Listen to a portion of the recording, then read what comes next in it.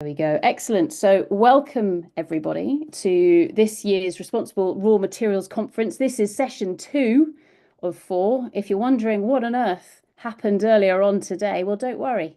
All of the talks are already up there online for you to catch up on. I'll show you where they are very, very shortly. My name is Professor Sarah Gordon. I'm one of the co-founders of Responsible Raw Materials, and this is the sixth conference, the sixth that we've been doing, which is quite terrifying, actually.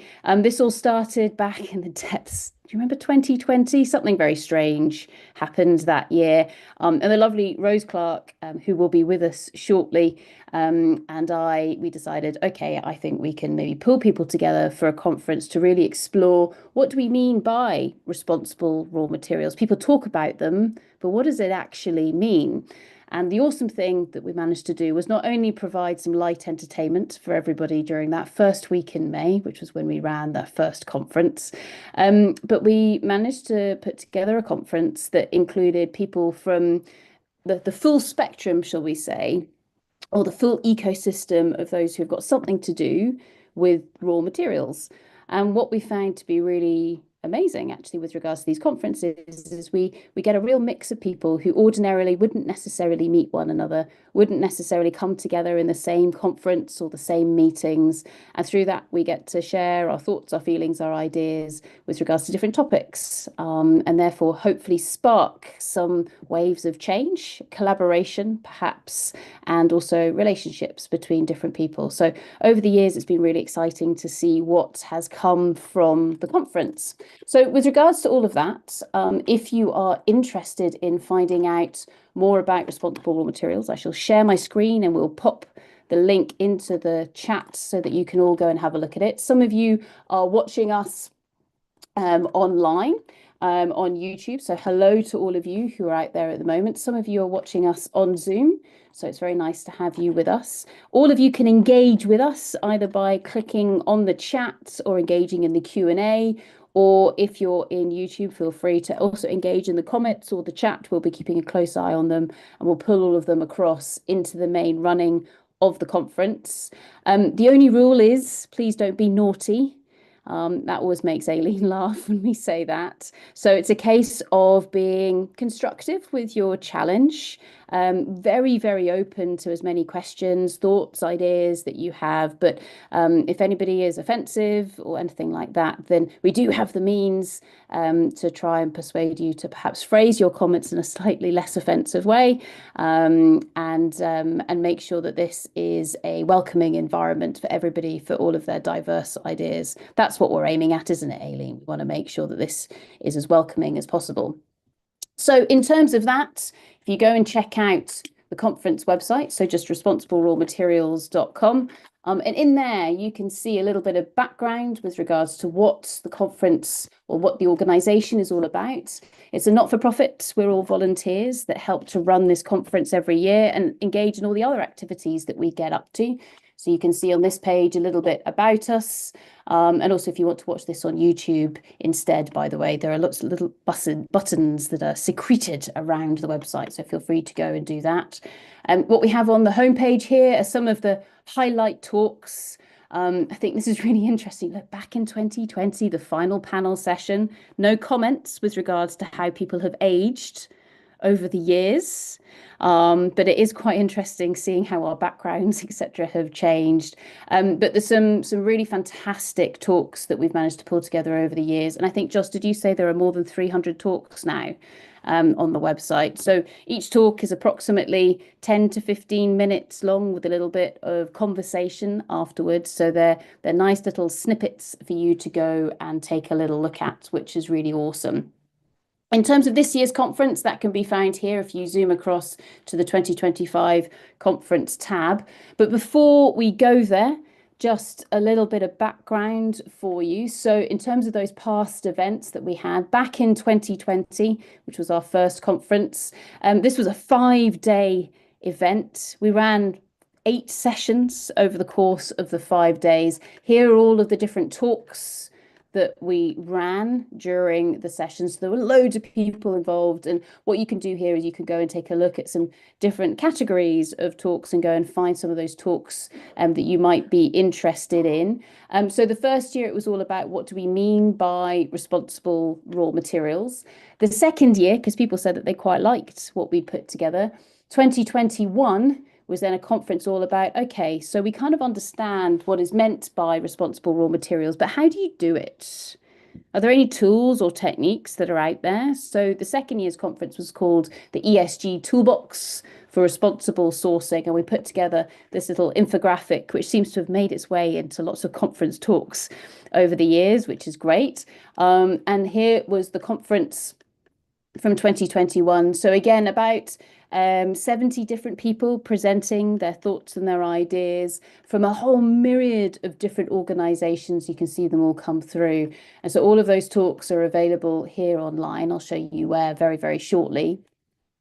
Scootling forwards, scootling, that is a brand new word that I have never used before, maybe one to enter into the English dictionary. So scootling forwards to 2022.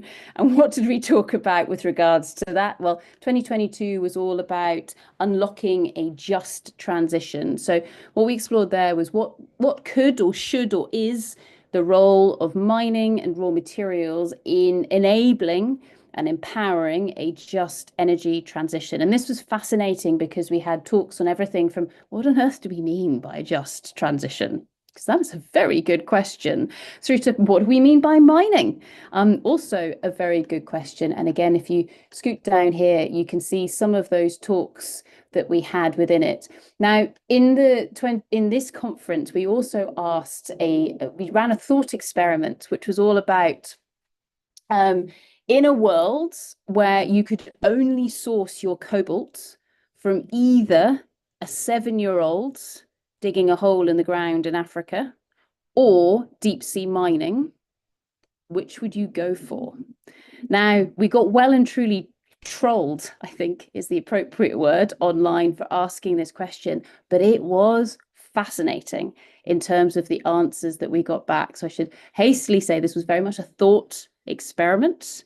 Of course, you don't have to source your cobalt from only one or two of those methods, but this was a case here where it really got people thinking. And I know that this week, for example, there's a big conference happening in Vienna, which actually does feature a very large focus on deep sea mining and some of the challenges, for example, that come with all of that. So if you want to go and see some of the background with regards to some of these areas, very much coming through the eyes of people who were positive with regards to deep sea mining and also fairly negative with regards to deep sea mining. There are some really interesting talks in the conference that we ran all the way back in 2022.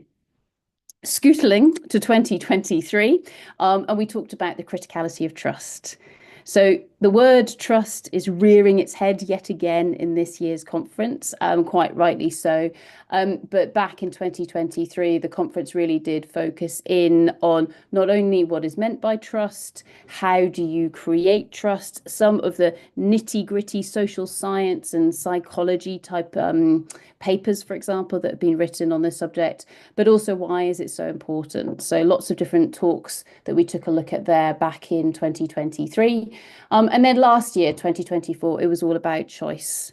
And so how do we use critical thinking to be able to balance both those pros and cons and make sure we incorporate as many different viewpoints as possible? We understand the points of view from as many different interested parties and perhaps uninterested parties to understand, okay, how do we best find and source and maintain within the cycle all of these lovely raw materials?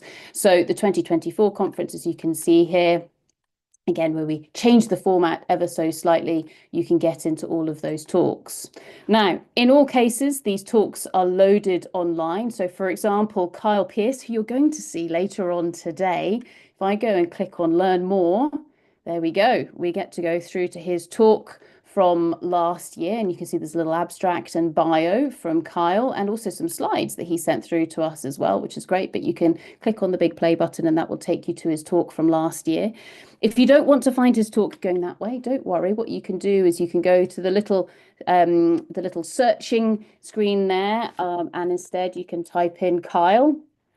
for example, and there we go. So this, for example, up the top, that will take you to his talk that he's going to give this afternoon, and also to previous talks that he's given for us through Responsible Raw Materials, which is great. So all of the talks can be searched by going to the search function, or of course you can go to the talks tab and you will find 300 talks available for you to binge watch for free. You don't have to pay a subscription or anything like that, and just feed in your thoughts afterwards. That's all we ask of you. So over the last few years, we've been really fortunate to listen to and engage with fantastic speakers from all over the world, many of whom have disagreed with one another, which has been brilliant because it means that we get a much better idea as to actually what might be really going on in the world round about us. And so this year's conversation is all about collaboration. It hasn't just been inspired by what's going on in the broader world at the moment, but I think those of us who certainly work in the world of raw materials know that from a geological perspective, no one country or landmass has all of the materials naturally occurring in its ground that it needs. So therefore, this is very much a conversation about collaboration in the broadest sense. However, what we're really looking for here is not necessarily to have that geopolitical conversation, but instead to say, how do you get collaboration to work? We all talk about it, but it's so difficult to actually really get it to work, and it's so easy to get wrong. So this is a case here where this year what we've done is we've built on top of the last 5 years worth of conferences, and we've pulled together 4 different sessions for you. So this morning we went on a magical mystery tour of the world, and we heard from Sandra, who spoke to us about CSIRO in Australia and how they pulled together not just different academics, but also work with small businesses and spin out companies as well as the government, really to get some of those new innovations working within the world of raw materials. And Sandra showed us some of the great innovations that they've sparked, especially in the world of data. So how do you make data accessible to people? Because then people can do amazing things with it.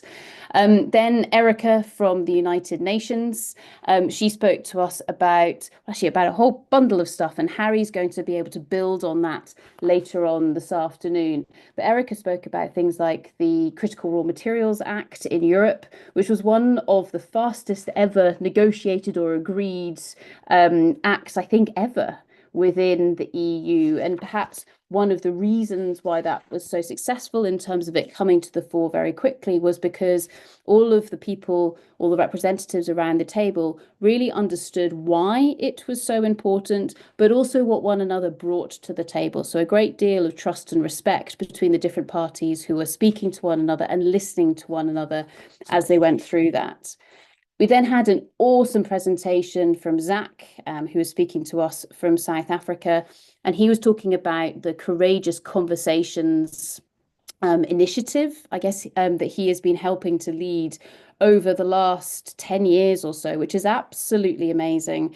And he took us through a journey of how do you encourage people to be looking in the same direction, but walking their own paths.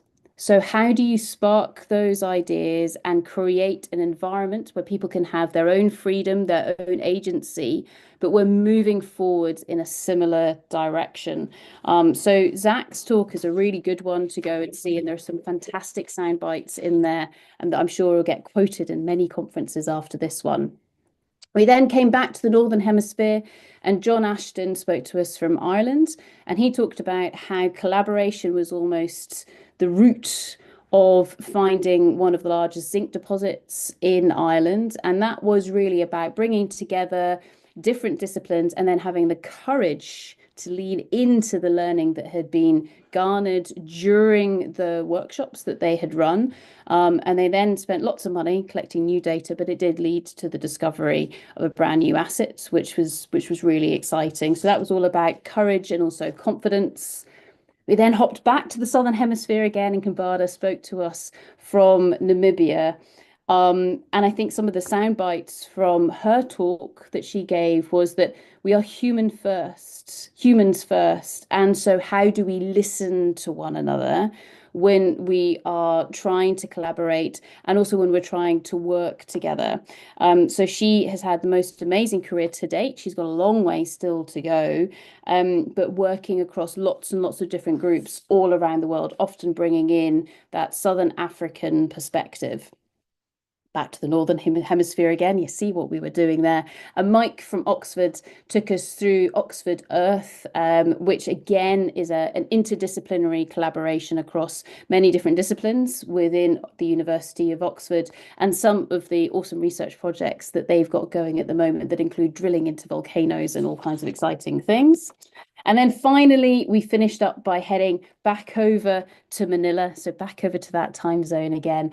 And Claire spoke to us from the Asian Development Bank, not only sharing suggestions as to what do investors look for when they're looking to almost measure collaboration, but what does it take to create that collaboration in the first place?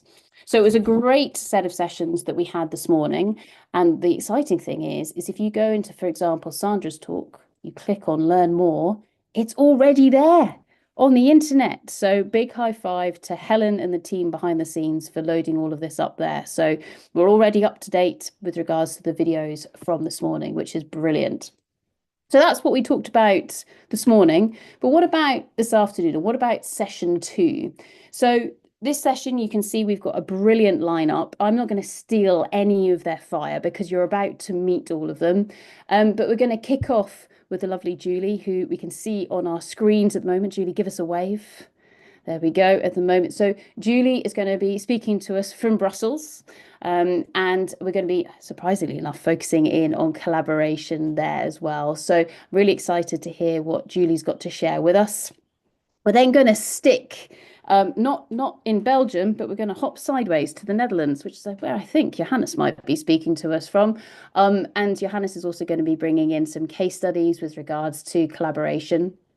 They're going to be joined by a variety of wonderful individuals, including Britt and Harry, who's going to be speaking to us from the United Nations and taking us on a slightly different journey from what we heard from Erica this morning, who also spoke to us from the UN. Then Constantine is going to be sharing some case studies from the University of Oxford. Very different approach, again, from what we heard this morning, which is awesome. Then back to North America. So Kyle is speaking to us from Canada. And Kyle will give us a much better introduction with regards to whose lands he is speaking to us from at the moment. But he's going to give us that insight into co-design and free, prior, and informed consent, also known as FPIC. And then we're going to finish off with Chris Tucker, who is going to give us an insight into how do we get people to think a bit longer term with regards to some of those development projects that focus in on extracting materials from out of the ground. So there's a lot that we've got to look forward to with regards to today's sessions. Final things to mention, just in case you need to dial off before we hit the end of the day. 2 things. So it's not just this content that we're preparing for you today, but we have a little podcast that we've been granted access to. So this little guy here, Mining Dialogues, you're going to hear from Priscilla Nelson and Monica Espina, who are the 2 amazing women who sit behind this podcast. And they're the ones who have set up the conversations between Glenn Sigurdsson and Luke Danielson. And this is really them speaking about their experience in the mining sector. Glenn and Luke are both from a legal background, and they've represented all kinds of different people from around the world and have huge experience and knowledge of a lot of the different initiatives that are now just commonplace and normal, or perhaps have now been built upon over the last few years in terms of responsibility and sustainability, etc., within the mining space. So if you're looking for something to listen to, I recommend you go and take a little look at Mining Dialogues. It's freely available on the likes of Spotify, YouTube, etc. So go and check all of that out. This is why we don't have any sessions tomorrow, by the way, so you can catch up and so you can look at all of these podcasts. The final thing to mention before I welcome Julie to the stage is on Thursday, between sessions 3 and session 4, the Vector project, which is one of the big Horizon Europe and UKRI research projects, will be launching their documentary that they have filmed. It's called 100 Perceptions Raw Materials. It was filmed in the Natural History Museum about 6 weeks ago. And the premiere of it will be happening at 1 o'clock UK time on the 1st of May. So everybody here is invited to a live watch along. And then the first session that we will have in session 4, which will be happening immediately after this, will be with some of the executive producers who made this film. So it'll be really interesting to see how they found working with scientists. So how does TV work with scientists to create interesting entertainment? So Responsible Raw Materials webpage is the one that you want to go to navigate the course of the next few hours. But it is now 3:20 UK time. See how I did that, Julie? We've nailed it in terms of the timing. And our first speaker for this session's lineup is the amazing Julie Hollis. Julie, if you have slides, if you want to start clicking those buttons now. Julie is speaking to us from Brussels, as we already described, and is going to be giving us a little bit of a background with regards to people, partnerships, and a permanent collaborative geological service for Europe. So with that, please put your hands together for the wonderful Julie Hollis. Over to you. Thank you very much, Sarah, and thank you for the invitation. It's a pleasure to be here. As Sarah mentioned, my name is Julie Hollis. So I'm the Secretary General of EuroGeosurveys. Surveys. We're a not-for-profit organisation that represents 37 geological survey organisations of Europe. These are the national organisations that have a mandate to collect and archive, interpret and make available data and information and knowledge of the geology of their national territories, which includes, of course, mineral raw materials. Our organisation acts as a collective voice for our member organisations at European level, and also in support of collaborative actions and projects of our members, some of which I'll talk about. So I was asked to contribute my perspectives on behalf of EuroGeosurveys on how collaboration is essential for resilient and responsible mineral value chains, and what real collaboration looks like in practice, focusing on the importance of collaboration and how we foster it. So before I give a bit more detail on those perspectives, I thought I would jump straight to my answers, which are these: diversity, trust, engagement, value, inclusivity, respect, and openness. In my view and experience, these are some crucial aspects of how we achieve successful collaborations, but I will come back to this, of course. So I wanted to get into a few questions to set the scene, and that is these. So I'm going to begin with what constitutes and contributes to resilience, and then also looking at responsible raw materials. Then why do we collaborate? And what does effective collaboration look like? And then I'll say a few more words about the experiences and the roles of the geological surveys. So we're talking about resilient and responsible raw material value chains. So let's break that down a little bit. And most likely those of you listening know something about raw material value chains, but just briefly, this is the kind of thing that we're talking about, all the stages in bringing a mineral raw material from where it originates in a rock through to its final use in some manufactured product. So that includes all of these stages: exploration, mining, processing, refining, manufacturing, distribution, use, through to end of life. So recycling, reuse, or disposal.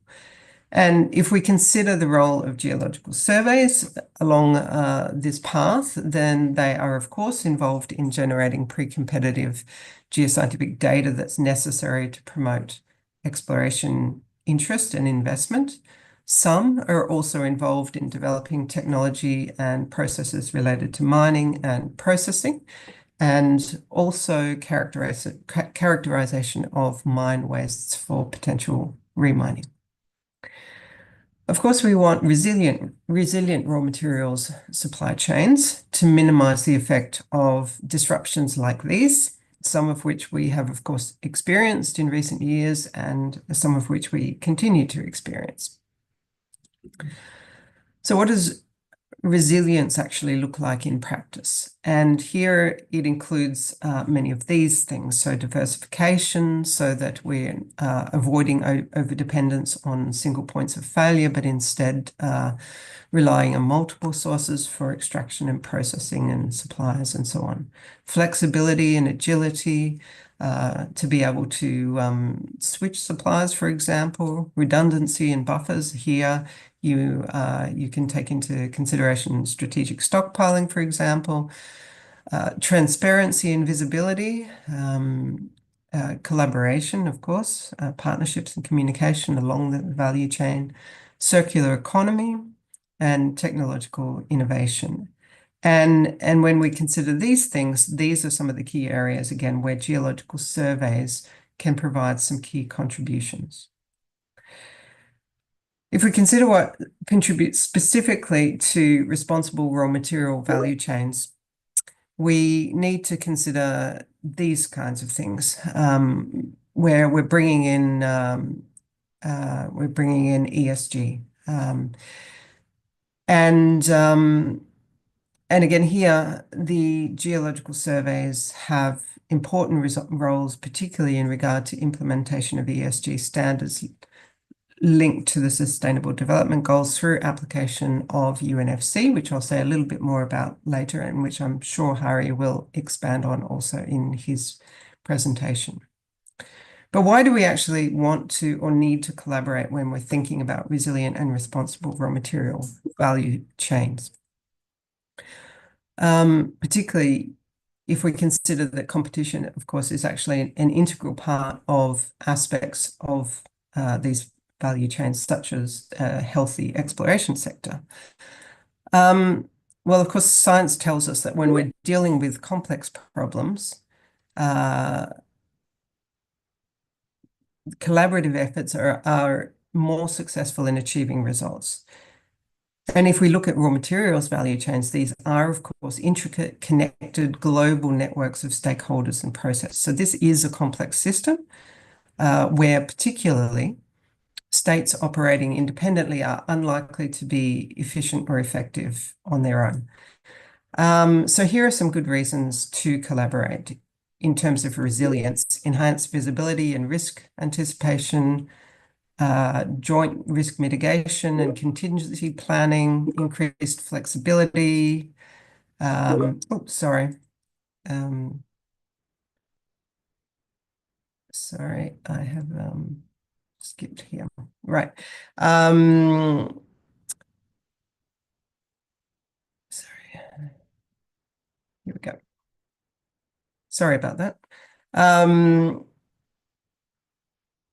All right, faster problem solving, investment in shared resources, and so on. And in terms of responsible raw materials, a whole range of areas where collaboration again contributes. So developing and implementing standards, traceability and transparency again, facilitating due diligence, addressing ESG, capacity building, and so on. And in many of these areas, geological surveys already contribute and have the capacity to have a very strong contribution. So I was asked to comment from the perspective of the geological surveys, which I'll go into a little bit more now. But I first want to mention that the mission of EuroGeo surveys is to enable sustainable and responsible use of the Earth's subsurface environment and resources. So here the word responsible enters specifically into our mission. And this of course includes raw materials, but is not limited to that. And we have a vision of achieving this through a future geological service for Europe. Regarding our role in responsible raw materials, we can start from the Critical Raw Materials Act, which I know has already been highlighted in this conference. Here, the National Geological Surveys of Europe have been delivered a mandate to coordinate national exploration programs and report these to the Critical Raw Materials Act board. These national exploration programs are an extension of the foundational geological surveying work that all of them are mandated to deliver at national level. And to support this, EuroGeoSurveys has established a national exploration program subgroup of our mineral resources expert group, which is one of 11 scientific thematic expert groups that form the scientific base of our organisation to share knowledge and best practices. The National Exploration Program subgroup currently has 48 members from 30 countries. So the national exploration programs are aimed at increasing the knowledge of the raw materials resource potential of Europe and promoting exploration, investment, and new discoveries. And the surveys also have roles in regard to the act and characterization of mine waste for secondary mining. What's also relevant is the collaboration between our members on a number of projects that deal with raw materials. And because of time, I'm only going to mention specifically our flagship project, which is coordinated by EuroGeoSurveys, which is the Geological Service for Europe project, which aims to deliver data harmonized at European scale, including for raw materials. And the latest onshore harmonized critical raw materials map is shown here. It will also deliver the International Centre of Excellence for Sustainable Resource Management, which will be officially launched next month to deliver training and promotion of uptake of UNFC. And it's the geological surveys that comprise the core of European expertise in UNFC. I also want to highlight that EuroGeoSurveys is a contributing organisation to 5 EU bilateral partnerships on raw materials, which contain within their framework key elements to promote responsible resource management, as well as having links to another 4 African partnerships through the PanAfGeo project, which I'll mention a little later as well, and will likely also participate in at least one more. And while various of our members have been involved in these partnerships individually, we're now seeing an increased willingness and interest in acting collaboratively under the banner of EuroGeoSurveys to contribute to these partnerships, to allow us to draw on the different strengths and expertise of the different surveys in providing technical support. Regarding international partnerships, we have long-running close cooperations with various organisations, including sister organisations in the CCOP in Asia, ASGME in South America, and OAGS in Africa, as well as many others. And these allow us to connect scientific expertise and networking opportunities beyond Europe and to support our collaborative project efforts through geoscience diplomacy. So my experience of the very broad and engaged collaborative networks operating through EuroGeoSurveys tells me that effective, long-lasting collaboration requires a lot of ongoing effort, a lot of engagement.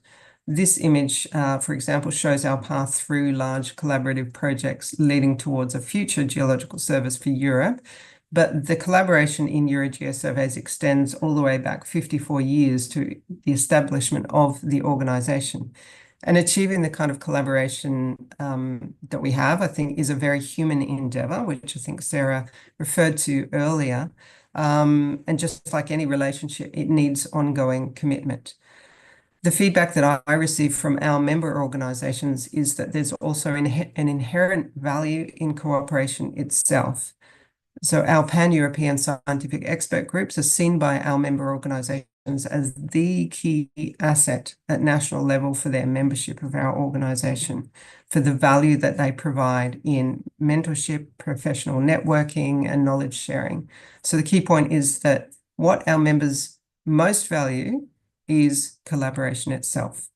And this requires a sincere commitment to including and being open to others and to different perspectives and approaches. A perfect example of this is our PanAfGeo project. After 8 years and training of more than 1,700 geologists from the Geological Surveys of Africa, from every African country, what is clear as well that there is great value in the technical and professional trainings that we've provided collaboratively with the Organisation of African Geological Surveys. The strategic value for the European Union is in a collaborative network itself, which has developed over the years. A high level of connection and trust, which has permeated into institutional levels. And this comes down to a network of committed and engaged people. So the same is what I see for the potential for the European geological surveys in continuing engagement in supporting responsible raw materials through a future geological service for Europe. So of course, this can provide access to harmonized data, national knowledge, European level knowledge sharing, expertise in ESG standards through the UNFC and so on. But this provides an institutionalized framework for the existing trusted network that's been built through EuroGeo surveys and our collaborative project work over decades. So in short, my experience is that the rewards of investing in collaboration often extend well beyond the original aims of that collaboration, and the inherent value is it goes beyond the technical output. I will end there. Thank you very much. Brilliant. Thank you so much, Julie. Absolutely fantastic. Round of applause, everybody, for the wonderful Julie Hollis. That was great. Julie, there are a couple of questions that have been coming in online at the moment, if I may. The first one is from Johannes, and Johannes is asking, how would you characterize the current state of collaboration between European National Geological Surveys and the environmental ministries? Do you have any thoughts on that? Right.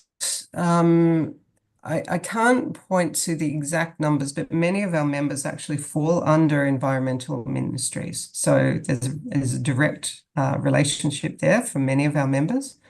And so I guess the answer would be that in general, in that sense, it's quite good because our members report directly to some of those ministries. But I can't give you the specifics in regard to individual cases. Yeah. And I guess, I mean, it's a related question to that. When you showed the value chain with regards to materials and going from exploration into the mining and the extraction into processing, and then of course there's that gap, which is effectively where the metal or the minerals go off and hopefully around the circular economy. But then from that geological perspective, we typically stay with the land. And so we're going into that sort of post-mining state. What sort of collaboration do we have with those that are dealing with those materials when they go off into a battery or into a car, etc.? Does that then go into a totally different ecosystem, or is there any relationship between that geological side and then what happens further downstream with regards to the materials? Yeah, okay.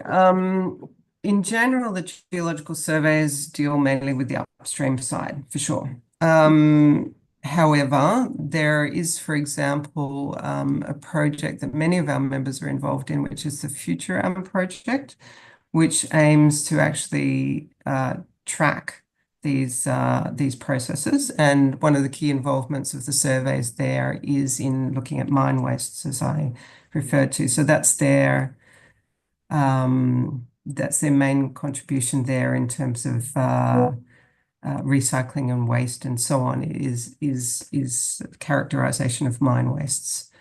So I think that's the main point of intersection there. Yeah. And how about in terms of the 37 different surveys that you have within the group? I'm assuming that there are some who are incredibly well established, probably, they might be quite large, incredibly well regarded and well known, and yet there might be others who just don't have that history or I guess that scale, etc., behind them. How do you balance or facilitate that variation in the members? Yeah, that's a really important point. I think you're absolutely right. There are surveyors who've been around for 2 centuries, and there are surveyors who've been around for 10 years, and who vary in size from, I think, the smallest has, I think, 3 staff, and the largest has many hundreds. And they have different areas of expertise as well, which in part relates to their different geology. One aspect is that in all of the decision making in our organization, it's one country, one vote. So larger countries, larger organizations don't dominate. There's an equal voice for everyone. But also, I think basically these differences are what makes the organization work really well, because it provides opportunities for small surveys to draw on expertise of some of the larger surveys that have more capacity. But it goes in the other direction as well. There are very different experiences, different frameworks for the organization, and all of them draw great value from being able to get the perspectives of the other organizations. There are many projects where a subset of the members will get together to work on cross-border projects, for example, or on projects where they have some common geological focus that might not be relevant to everyone. So there are many different ways that they find valuable points of intersection. Fantastic. No, thank you very, very much for that, Julie, because I think that's often one of those balancing acts that's needed. There's great strength with regards to it. And I love that one country, one vote perspective. So with that, everyone, please put your hands together for the fantastic Julie Hollis. Thank you very much, Julie. That was amazing. Thank you. Fantastic. So next to our virtual platform is Johannes. So Julie, Johannes asked you a nasty question. You get to ask Johannes a nasty question in return.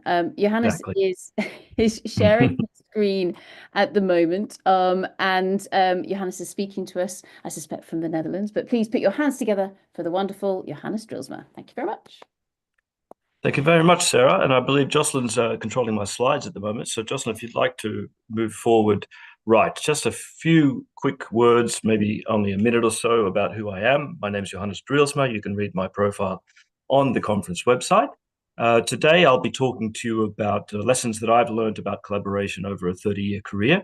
And I'll be drawing those lessons from three main phases. First, when I was a graduate engineer in a big mining company in Australia. Then when I was deputy director in a big mining association in Brussels, and then more recently as an independent consultant supporting collaborations everywhere. And maybe we'll just move on to the next slide to begin the fun. Very good. So in terms of lessons learned for collaboration,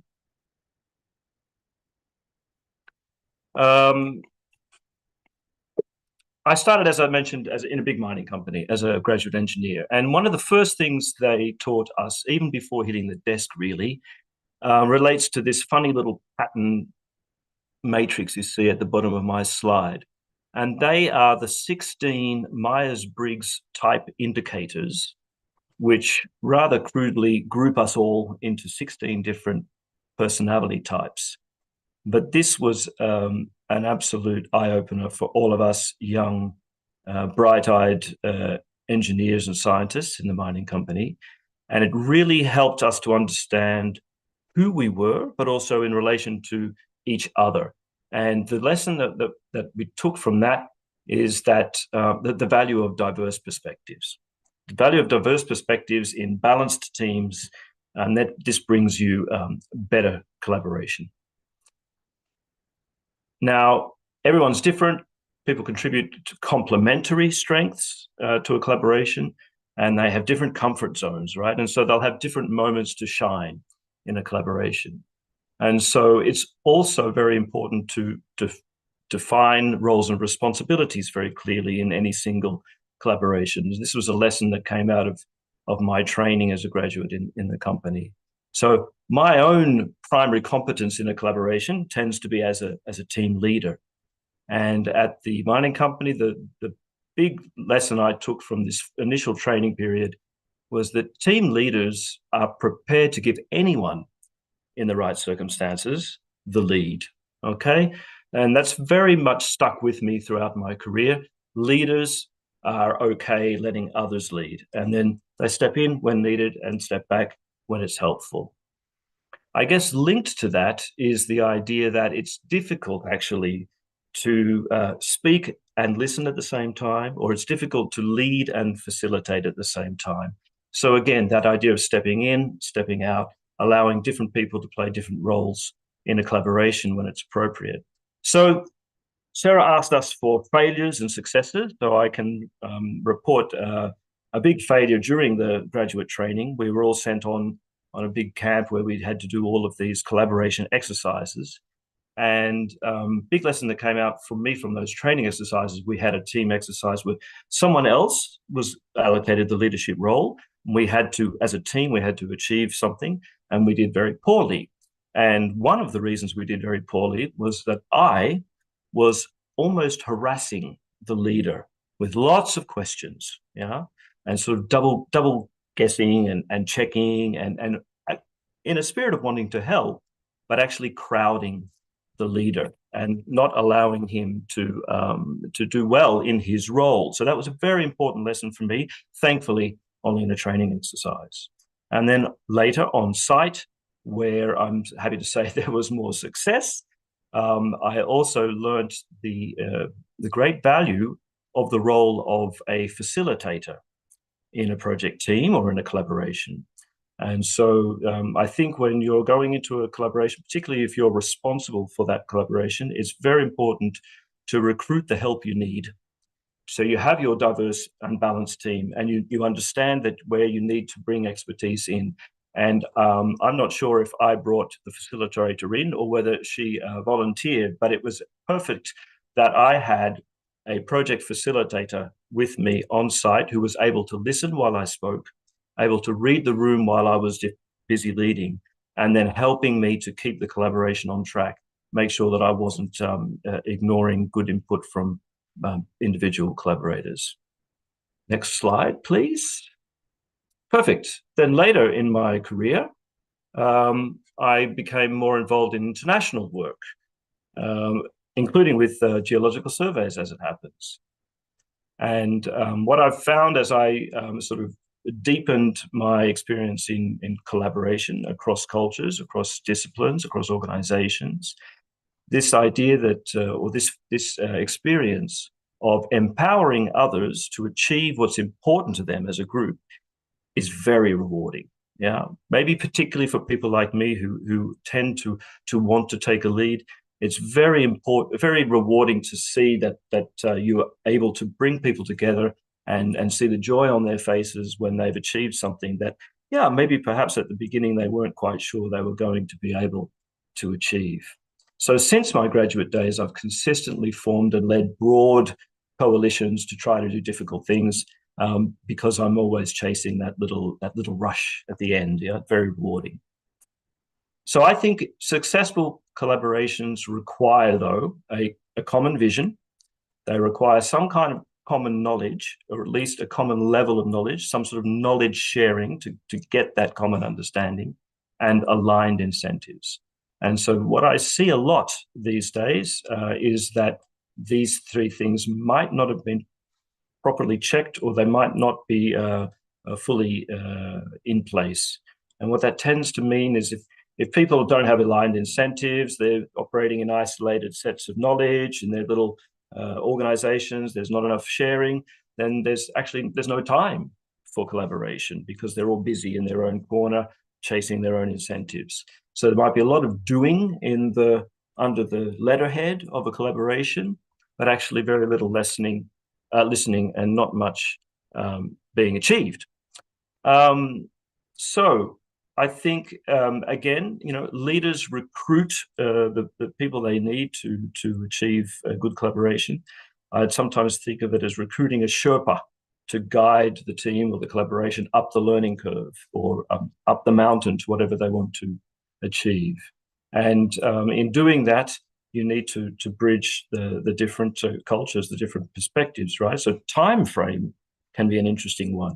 In the industries I've worked in, a new telecom service might be dreamt up and actually marketed in 24 hours.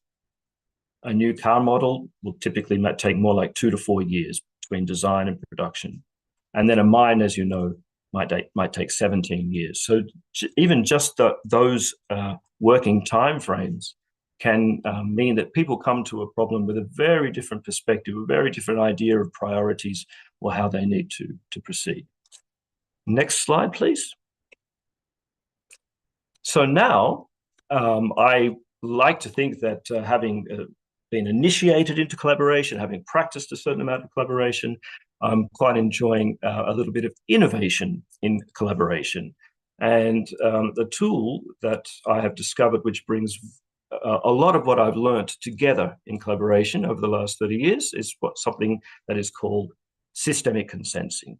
So here on this slide, you see a matrix where a group of people are trying to decide, what shall we eat for dinner tonight? We want to be together. We want to enjoy some food.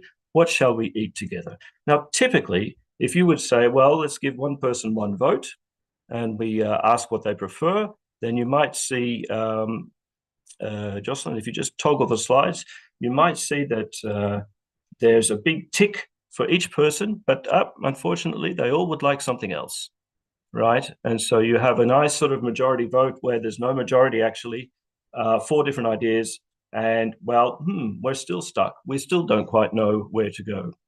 Systemic consensing turns the problem around and takes a different approach. It asks people to please rate their level of resistance to each option. So what you're seeing here, the color map is a map of resistance, actually.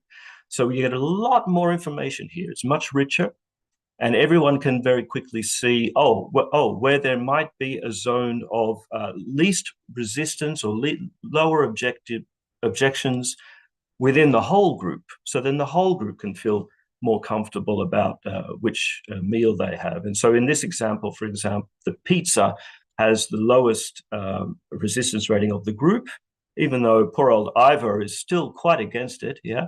So then what you might do is you might have an iteration where you say, okay, Ivor, what would you need to make pizza acceptable to you? And he says, well, I'm vegan. Okay, but if we make sure we get vegan pizza, would you be okay with that? Yes, okay, I can live with that, and that would be far better than in forcing vegetable patties on you, my good friends. So I find this is an extremely valuable tool in collaboration and helping to meet each other's needs and take care of diverse views and diverse experience in collaboration. And this may even help you to see rather quickly, there actually is no willingness in this particular group to collaborate. And it helps to answer that question, why are we collaborating? What are we, and so you save some time, perhaps. You say, okay, this is not the right group to do this particular collaboration. Perhaps I'll just go down the street and knock on another door, see if there's not another team of people who share more my ambition and would like to collaborate to achieve something. And with that, I think I'm up with time, Sarah. I'd be happy to take any nasty questions from Julie. Fantastic. Thank you very, very much, Johannes. Fantastic. Round of applause. Excellent. So, Johannes, in terms of that role of the facilitator or the Sherpa, when is it best to bring that person into the conversation? I'm assuming it's probably at the planning stage before you've actually begun a collaboration. However, often collaborations or partnerships kind of come about almost by accident. And so therefore that facilitator sometimes gets pulled in a little bit later on. Do you have any thoughts with regards to the timing of when the facilitator becomes engaged? Yes, I mean, I think in that particular case that I'm thinking of early in my career, I think I definitely benefited from bringing a facilitator in early. So it was in the phase where I was planning the project and I was thinking about who do I need in the collaboration, what expertise do I need to bring in, but also I was grappling with the culture of a new site. So what do I need to understand to have collaboration succeed on this site? Yeah, so in that sense, I guess myself as a project planner at that stage or project leader, I quite quickly recognized the value of having a facilitator. Now, it's true, she probably knocked on my office and said, hey, hi, I'm a facilitator, and I think I could help you. Maybe she even had orders from the hierarchy to say, hey, look after that young engineer. He needs to know what he's doing. But either way, there was an offer, and I was in a position where I could very readily see, oh, yes, this is going to help me. And I think had that facilitator come later in the project, it would have given me too much time to make mistakes or dig holes for myself. And I think certainly by the time you're up in front of a project team, guiding discussions, trying to get them to do things or make decisions, then I think that's at the latest, you need your facilitator next to you, as I say, to be able to listen while you're speaking and be able to just sort of take you into a corner and say, now listen, Johannes, you need to maybe ask person X the question a slightly different way because they look like they're sulking and they don't feel like they're included. Yeah, things like that. So I say as early as possible, as early as, and hopefully most leaders are open to bringing a facilitator in early, and certainly before you're in front of the group. And how about because obviously that facilitator can take on different roles, and because sometimes the leader actually needs to be the one who steps back and listens, especially when there needs to be that element of kind of co-creation amongst the group. Is that a very different form of facilitation, or how do you see that working? No, I see it as the same. And indeed, I much prefer to work in a duo where, one person can step forward, another person steps back. That also helps groups because they might be different styles, different tempo, different tone of voice. People feel more responsive to one leader or another. I think that's what I was talking about when I said, people who are naturally good leaders are happy to step back and let other people lead when it's appropriate. Yeah. And have you ever seen that facilitation go wrong? Oh, that was a good question. Yeah, okay, I could share with you a personal failure again, if you like. Yes, I've seen it go really wrong when someone like myself might step up from the room and sort of unilaterally decide to take on some sort of facilitation role or facilitation task. And this is a no-go, because it hasn't been pre-agreed with the project leader or the facilitator of that session. And a little bit like I said, crowding out the leader when I was a trainee, then you're crowding out the leader in a public setting or the facilitator, putting them under enormous pressure. And in fact, if you want to contribute, you need to go in a coffee break, or you need to go before the session and offer your services. It's really the wrong thing to do, to sort of step up and start running a workshop from the floor. At the very least, if you're in a very collaborative group where you're working months and months together, you might step up and ask, oh, look, would you mind? Because I can really see something going on here that I'd like to share. But yeah, very important to ask the group for, are there any objections? Are there any objections to me sharing what I see about this interaction in the room today? Yeah. And I guess a lot of that comes down to culture. So in the first session earlier on today, we had a really good conversation about different cultures in different parts of the world, and almost what was appropriate in terms of how do people collaborate, how do people listen to one another, when you really listening and being respectful, etc. And I guess again that comes back into this collaboration, and which tools do you use, for example, to encourage that collaboration? Definitely, and I think it's already just helpful to have an awareness that there might be different cultures and different ways of doing things. So I also spent some time working for a Japanese company. If you're collaborating in a project with a Japanese company, you don't ask questions in the meetings, because the meetings are the ceremony. That's when everybody gets together and nods and agrees that what they decided before the meeting will go ahead. If you have a question, especially if it's for the general manager, then you must ask that before the meeting. Yeah, so that's cultural. And so, of course, mistakes can be made, people can be corrected, adjustments can be made. But already, if people are open and aware, there might be another way that is expected for this to happen, then yeah, hopefully then you're seeking tools, and good facilitators might have a range of tools that they are aware of to help bring things out in different cultures, or even just different personal preferences. And just in terms of understanding those cultures, Johannes, how do you do your preparation? So if you know you're going into a new environment with a new group of people, how do you as a facilitator prepare for that? I suppose it's fair to say that at the moment I cheat a little bit in the sense that I mostly work with people that I know well in cultures that I feel like I have worked before, right? But I guess if I was going into a new project, say in Latin America or so, probably I would ask pretty quickly for that sort of facilitator, an on-the-ground facilitator who can guide me culturally.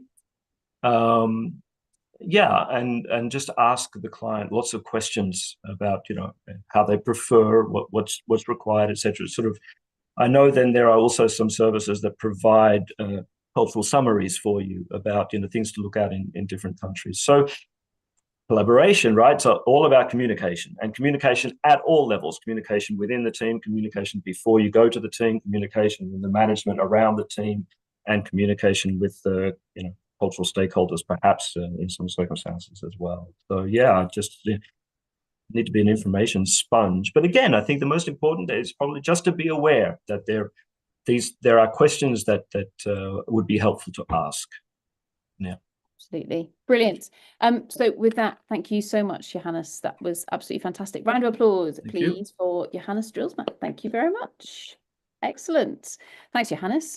So next to our stage, we have the fantastic Britt, who I'm very glad managed to find us in the world of panelists. Britt, I don't know if you have any slides to share. Now is a good moment, or if you want to just have a conversation, I will hand over to yourself to introduce yourself, and let's take it away.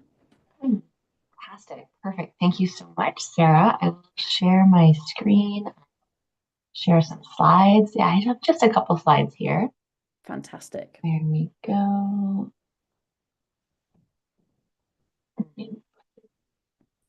Share a different screen. There we go. How's that? We're not seeing it yet at the moment, but it might just be catching up. I know Joss is busy working behind this. There we go. It's coming through now. Perfect. So everyone, please put your hands together for the wonderful Britt. Britt, take it away. Oh, thanks, Sarah. Well, it's absolute pleasure to be here with you guys this morning. This afternoon there, or wherever the time zone happens to be. I know this is a global forum and we have people joining from all over the world. I join you from the west coast of Canada, so just outside of Vancouver, British Columbia. I live in the beautiful Squamish, BC. If you know it, then we can chat about it, but it's not the purpose of our time here today. So the purpose of our conversation and the conversations you've been having so far this morning and this afternoon is collaboration. So what I'd like to share with you about is my journey and how I've seen collaboration really work and how I've seen collaboration really fall off. So my name is Britt. At the moment, I am the Global Business Development Manager for ALS in our MindSight Services group. But I actually came to ALS, and if you're not familiar with ALS, it's the Australian Lab Services, gigantic analytical lab organization. They work all over the world. And I came to ALS in 2023 within an acquisition. So I used to work with a group called Goldspot Discoveries, and we'll spend a little bit of time talking about machine learning today. So this will make a little bit more sense as we go through our 10 minutes together. But I came to ALS within Goldspot Discoveries through an acquisition. And so within that acquisition, ALS, they decided they wanted to have some more data science and machine learning capabilities internally. And so rather than hiring a bunch of individual subject matter experts, they acquired this group of data scientists and geoscientists. That was the Goldspot consultancy group. Before that, I was working with a group called CoreScan. They do hyperspectral scanning. They are also based out of Australia.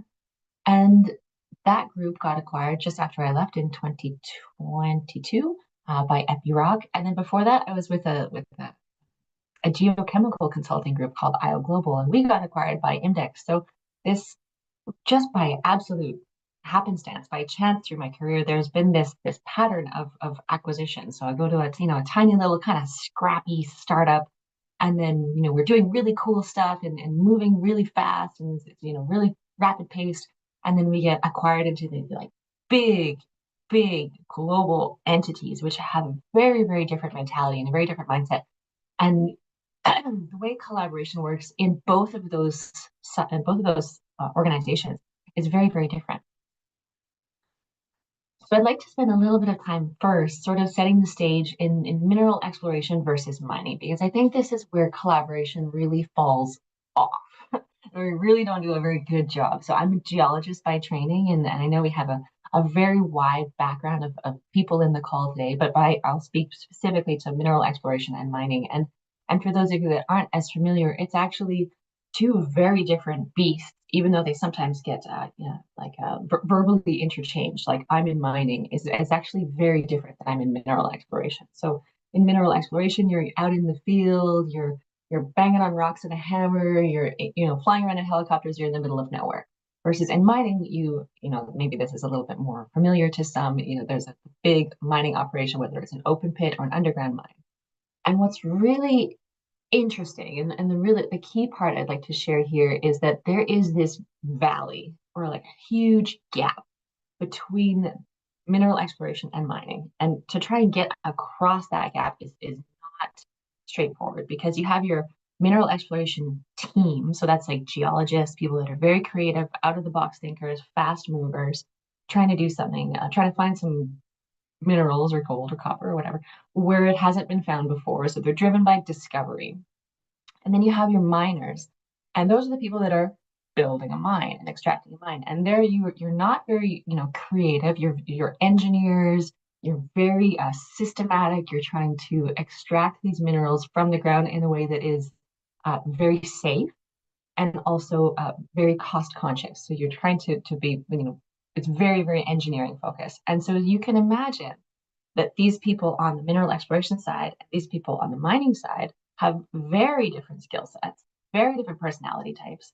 And then if you think about that piece of ground that you're working on, it's actually, we can think about it as being temporally displaced, because you have your geologists there finding the minerals, defining the ore body, and then they leave. They leave and they go and find, if they find something good, they leave and they go find something else. And then the engineers come in and they turn it into a mine. So there's actually a gap in time. So as well as these people coming and going and these people coming and going, there's a gap in time between when that piece of ground is discovered and when that piece of ground is extracted. And those people, the first people that were there, are definitely not there anymore when it becomes a mine. So we have this huge valley in between.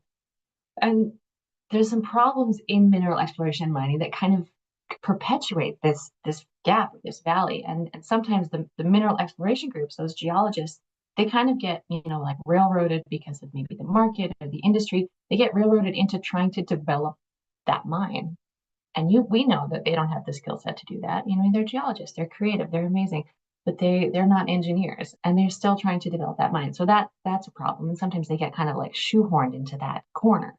On the other side, these mining companies, these engineer-heavy mining companies, they're rarely able to execute that greenfields mineral exploration campaign.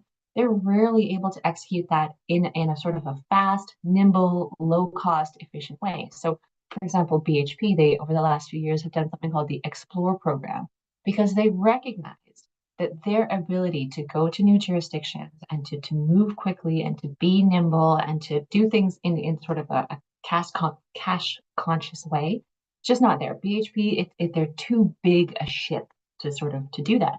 So they created the Explore program to allow themselves to encourage exploration without actually doing it themselves.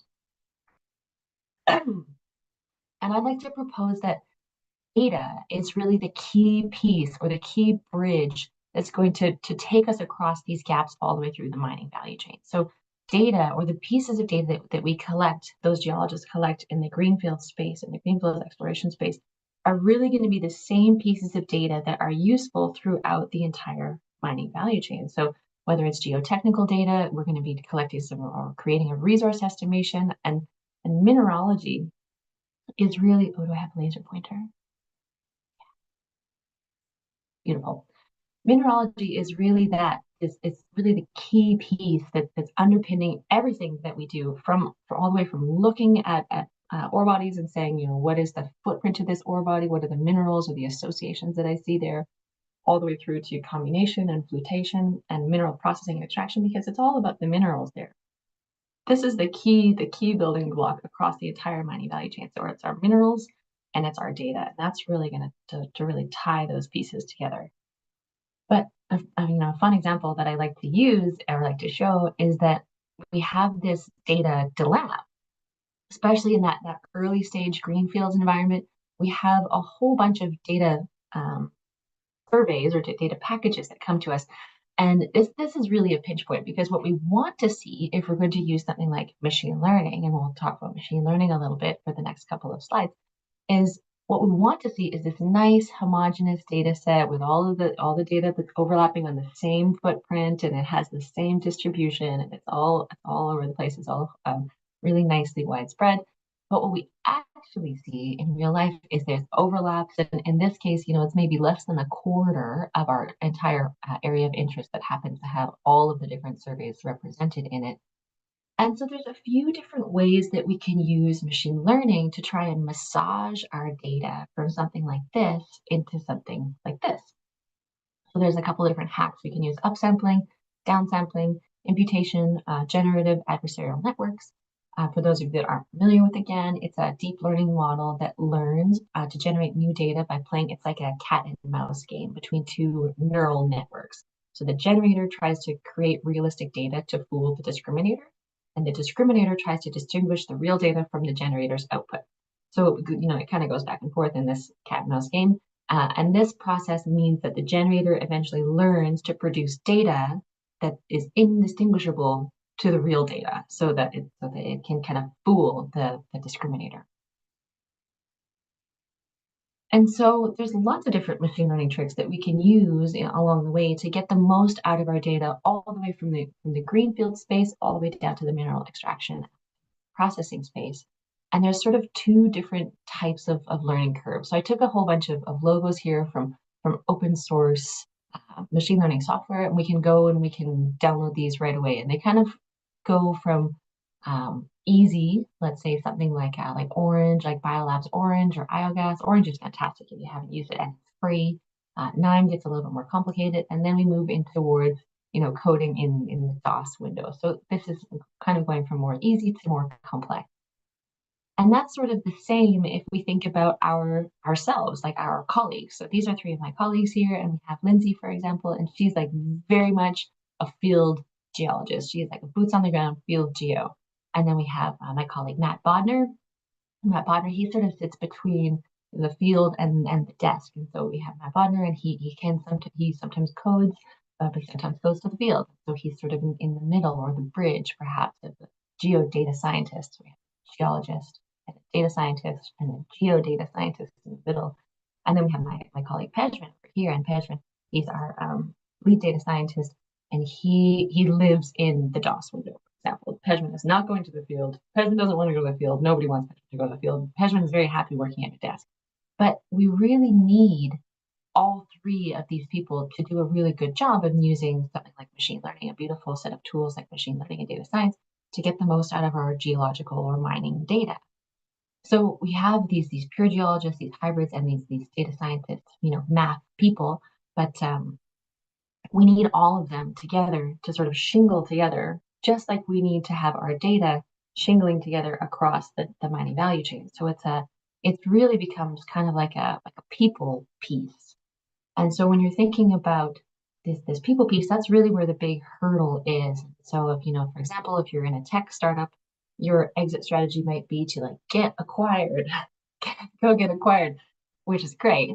But the question has to become, get acquired by whom, and what's the corporate vision of that company going to be, and then how is that going to change your day-to-day work? And the new management, they might have a totally different growth plan than your previous trajectory.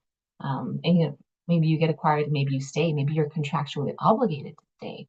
So thinking about your path, and the people piece is really where we see, in terms of technology and technological uptake, it's this people piece of getting people on board with the piece of technology. The technology is there, right? Like, it's all of the software and the hardware, it's there. It's getting it really entrenched, or really accepted by the people that have to click the mouse or the people that have to pull the lever to get that buy-in from all levels, from management as well as operations.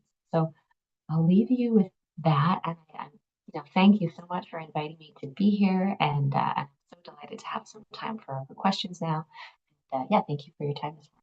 Brilliant. Thank you very, very much, Britt. A round of applause, everybody, for the fabulous Britt and that wonderful world into the eyes of geoscience. Now, firstly, Britt, just while you're stopping sharing your screen and your slides and everything, from one geologist to another, thank you very much for saying that geologists are awesome and engineers are boring. That was the synthesis I took from that. Go on, engineers, reply to this in the chat, defend yourselves, tell us that you really are creative. It's not just the geos that are creative.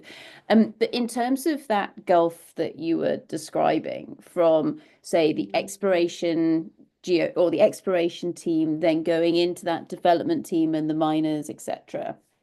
How often do you think that then comes back to haunt a mining project further down the line? Because I've certainly been involved in a number of projects where you walk through the door and you say, okay, well, where are the geologists? And then nowhere to be seen, or no one's actually bothered to go back and look at the original assumptions and model that was there with regards to the original geology. I don't know if you've got any thoughts with regards to, it's not just that gulf, it's then teeing us up for a really big problem later on. I would say that, first of all, I want to apologize to the engineers because I didn't want to start a geologist versus engineer fight. It's 8 a.m. This is my first coffee. So please forgive me for being less than sensitive, because I think engineers are absolutely critical in many things that we do. Mining just being a small portion of it. Like, they keep the wheels on the bus. You guys are invaluable. And please don't make me do an engineering job, because that is not my skill set and I would really stuff it up. So engineers absolutely invaluable. But yes, to your question, Sarah, about this gulf coming back to haunt us. I don't know if I would use the word haunt necessarily, but the way I see it happening is that you're quite right. You get onto a mine site and you're like, where are the geologists? Or like, tell me about the minerals here. And I had this really hilarious instance. I was in Kazakhstan last year visiting some mine sites, and I always was trying to get to the core shack. Always take me to the geologist. Let's talk about the minerals we have here. Let's talk about the rocks. And I was talking to this production geo, which is different than an exploration geo as well. They have a very different eye line on what an ore body is and what an ore body isn't. And I said, well, tell me about the minerals that you have here. Like, what are you extracting? And they looked at me like I was stupid, and they were like, sulfide. And I was like, that's fantastic. Like, which ones? There's so many to choose from. This is a copper body.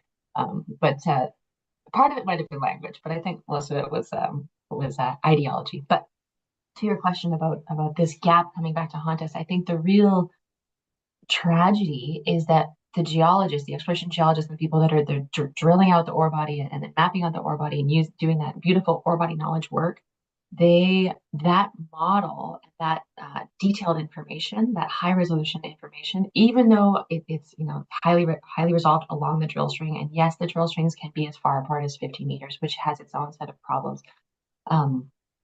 That high resolution, beautifully detailed information is lost along the way. And what that means is that the people that are extracting this ore body go and they recollect that data.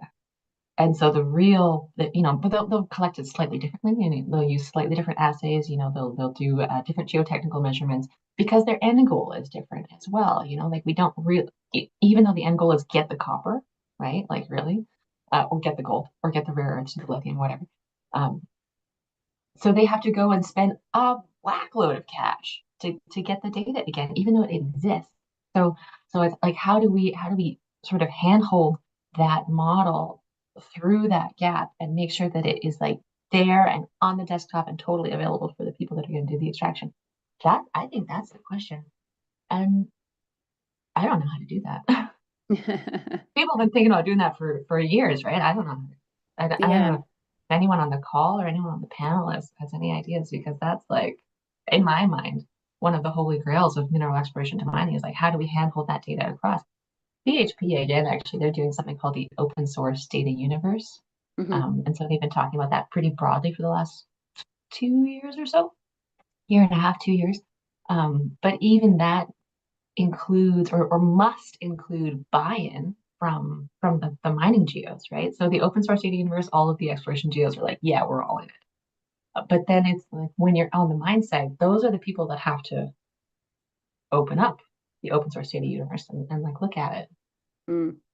Exactly. And I think with that as well, Britt, and there's quite a lot of chatter going on in the chat, which is great. In terms of that almost valuing and respecting that data, there's a case here of, again, that question of value. So, of course, in terms of your fantastic presentation, that's through the eyes of geologists. But of course, it's not just the geological data, it's the environmental data, it's the social data, it's that whole ecosystem that actually at this precise second in time, and of course the codes and the guidance, etc., are changing. And we're going to hear from Harry very shortly, who I'm sure is going to mention UNFC, more on that acronym very shortly. But in terms of the focus of those data sets, it's mostly been about the rocks rather than valuing all of the other bits, especially kind of early on with that. But more on that later. I think there's just one last question I'd like to pose to you before I then release you to the chat, and that comes from Maro. And what Maro is asking is, how do you self-promote as a hybrid geologist in order not to feel like a mediocre field worker or mediocre desk person? And I ask that in part because Matt Bodnar and we did a field season together many, many years ago. So it was awesome seeing him in the middle of that slide. But yeah, as somebody who sits there as a bridge, so often people almost look down on you. So how do you reverse that? Because you're almost the most important person there. Yeah, absolutely. I would say if you're in an interview situation, there's specific language that you can use. Like you can use the word bridge, you can use the word collaboration, team building, going across those different people. Certainly, I don't think I would use the word hybrid on my resume. I have seen and we have promoted, and there has been more of a geodata scientist words. So I would use the word geodata scientist before I use the word hybrid geologist, because people don't know what a hybrid geologist is. But certainly I would try and put that in like a sort of a skills section, like beside my experience on a resume. So you have your experience, that kind of thing. And then, so yeah, I would put it in like Microsoft Excel, geodata scientist, like sort of put it like a little bit in like a bullet point on the side. And then in LinkedIn, you can have sort of like a tagline just below your headline. So you could use something like, say, bridge the gap between geology and data science, like that kind of thing. I would probably put it in some of those softer places around rather than say like, yeah, in some of those.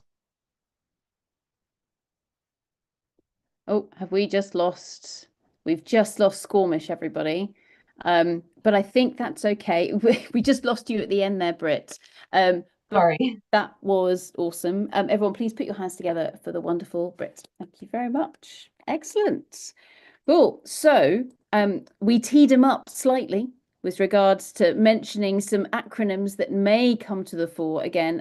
Harry, if you'd like to start sharing your slides, and I'll welcome you to our virtual stage. We had a talk from one of Harry's colleagues earlier on this morning. Go and check out her talk, Erica. I know it's already up there on the internet, but everyone, please put your hands together for the fantastic Harry. Over to yourself, sir. Thank you, Sarah, and good day, everyone. I am a creative geologist, also 10 years until 10 years back. So whenever someone asks me what is a mineral, I don't say phosphate. I will say it is monazite, because I also had the same experience once from several engineers. So nothing against engineers, but geologists are geologists and engineers are engineers. And so I'm Hari Tulsidas, and I am working in UN Economic Commission for Europe, which is a regional UN body representing 56 member states.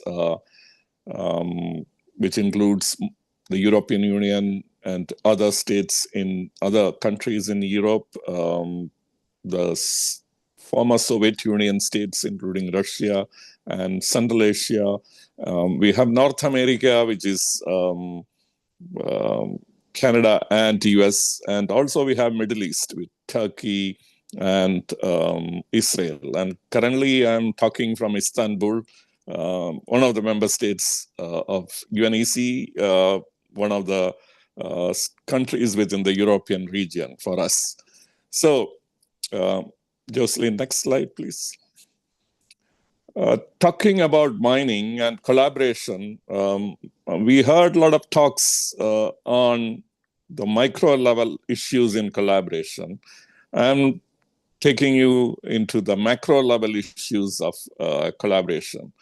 So what we are seeing today is a movement away from the fossil fuel or the fluid economy, the oil and gas economy, to a solid mineral economy that many predict is going to happen by 2050.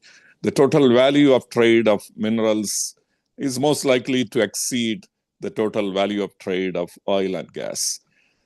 And then the question everyone asks is, where will you be mining? What is the limits to mining? Do you have the minerals? Haven't you been mining for 10,000 years, 30,000 years? Or at least last few centuries, you have been mining intensively for copper, gold, and whatever. And is there anything left to mine? Geologists will say that, yes, we can do exploration and find more. It may be deeper, it may be low grade, but you have more. You can solve all the problems of mining, but there is one limit to mining, which is becoming very serious. And that is the waste issue. If you go to the next slide, please, Jocelyn. And this is a mining paradox.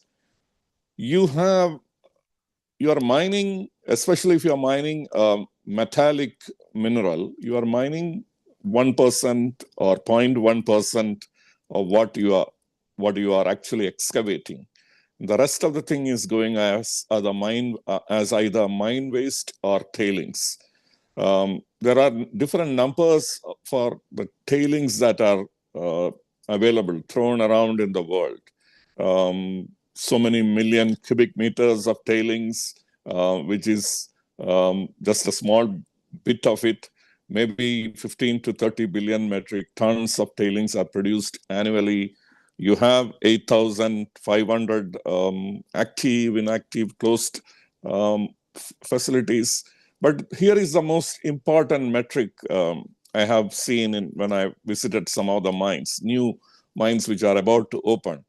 Up to 35% of the capital expenditure, the CapEx, is to build the tailings impoundment facility. And having the tailings impoundment facility built very strong, you spend a lot of money into it, doesn't prevent it to be failure prone. You have extreme events, you have microseismic events and all that happening, which could destabilize these minings. So what people are really worried about mining is the waste issue. People don't like mining in my backyard because not because it is ugly, because you are creating a lot of waste and you are storing it in our area and you are leaving it. After mining, you will be leaving the place, and it is for us to see how we care for that waste. So that is the biggest issue. And now the question I want to pose today is, what if tailings and mine waste are not liabilities, but they are bankable assets? And this is something where global collaboration can be there, the North-South collaboration, South-South collaboration. All sorts of global collaboration could be there in transforming these liabilities into assets. Next slide, please. So from waste to value is where the UN framework classification for resources. This is one of the frameworks which UN has built about in the 90s. It was first put into action in 1997 when we needed a system that bridges the Western system at that time and the former Soviet system, which many countries in Europe still follows. You have many countries within the European Union which follow the former Soviet system. And then there are countries which follow the Western, which we now call the CRISCO style systems. So how do we bridge the gap between them? How we can have these countries talk to each other where minerals are concerned? And then UN framework classification was built for that purpose. Over the time, it became more focused on social and environmental issues, including issues on waste and other aspects of circularity. So this system is gaining importance as a tool to ensure sustainability. So we have the European Critical Raw Material Act, which has mandated the use of this system. We have the African Union actually making this system the continent-wide system, which is tailored. They tailored this system for their own use. And along with this system, we have another one called the UN Resource Management System, UNRMS, which builds upon UNFC with 12 circularity and sustainability related principles. And globally, this system is now an official system for the System for Environmental Economic Accounting. This is a global UN-backed framework which statistical offices of countries are using to report their mineral assets, mineral production, and other data. And with that, next slide, yeah. The UNRMS basically has some innovative things. I talked about circularity. It looks at as minerals not as commodities, which is the usual way of looking at it as linear commodity things. We are looking at a circular thing beyond commodities into a kind of service. Minerals as a service, or resources as a service is a paradigm which we are like looking forward to instill everywhere. We're looking at life cycle thinking, which we hope that will give the social license and the intergenerational justice will be assured by that. So we have a lot of work going on in UNRMS application. In United Kingdom, there is International Center for Excellence in Sustainable Resource Management, which is a consortium of several universities and the British Geological Survey. They are looking with a particular focus on seeing mining as a different activity, totally different from the past, as an activity that supports the circular economy. We have several countries in Asia Pacific as well as other regions which are looking at these aspects. So what we want to do is to enable bankable waste reuse projects. We have a lot of ideas. We had a lot of papers published. Academic work has been done, but now we want to scale it up to attract investments and see how blended finance, loans, equities, grants, and all could be brought together to shape the projects into commercial projects. Next slide, please. So I will briefly talk on what we did as South-South collaboration and South-South triangular collaboration with an example of Africa. So AMREC stands for African Minerals and Energy Resource Classification and Management System, which is a system which is built upon UNFC and UNRMS. It is kind of a tailored system for Africa, which Africa has got its own vision. We just heard the importance of having a vision. People coming together, having a consensus doesn't achieve anything. You need to have a very simple vision on what we are going to do. And around that vision, consensus should be built.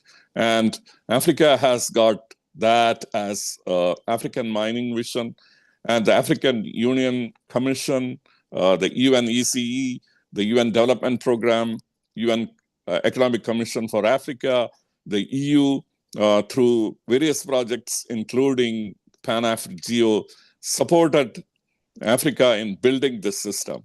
And this is very important to Africa because more than 30 African countries rely on mining, mostly for raw material exports.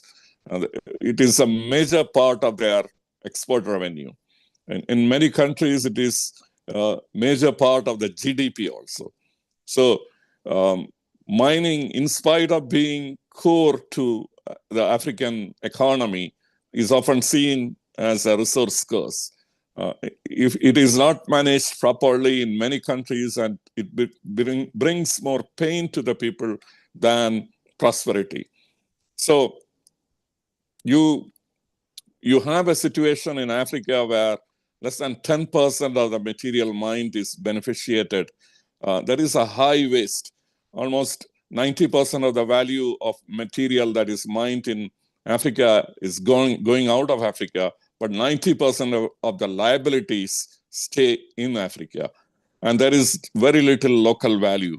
How we can transform that? And this is something the African system, AMREC, is trying to address. And this was built through global collaboration. It is owned by Africa, but a lot of support has come from countries around the world in building this system. Next slide. Along with this system, there is a Pan-African Resource Reporting Code and standardized reporting code, which is also unique in the world.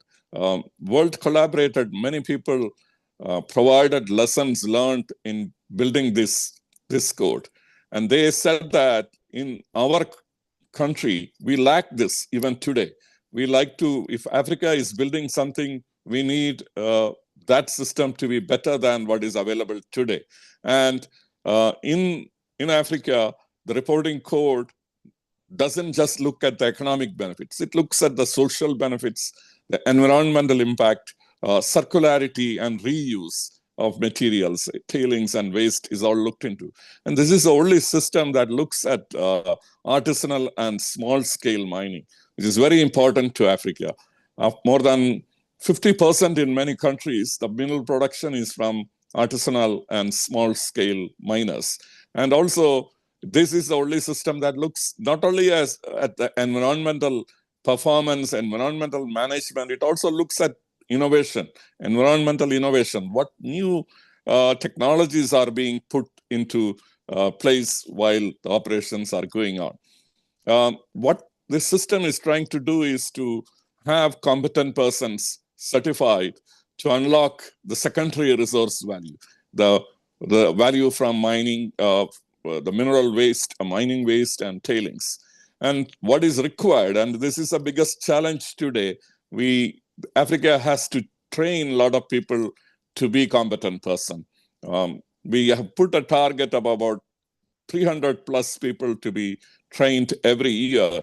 And this is where global collaboration is again needed. We need expertise from around the world, people coming and saying that if you want to be a competent geologist, competent mining engineer, we need to see that you are learned from the lessons we also learned. You learn and try to be better than what has been done in other parts of the world. And this is where we think that we need a large amount of support from countries around the world. So next slide, please. With that, I will come back again to the circularity issue with reference to Africa and taking two examples, one from South Africa and second from northern part of Africa.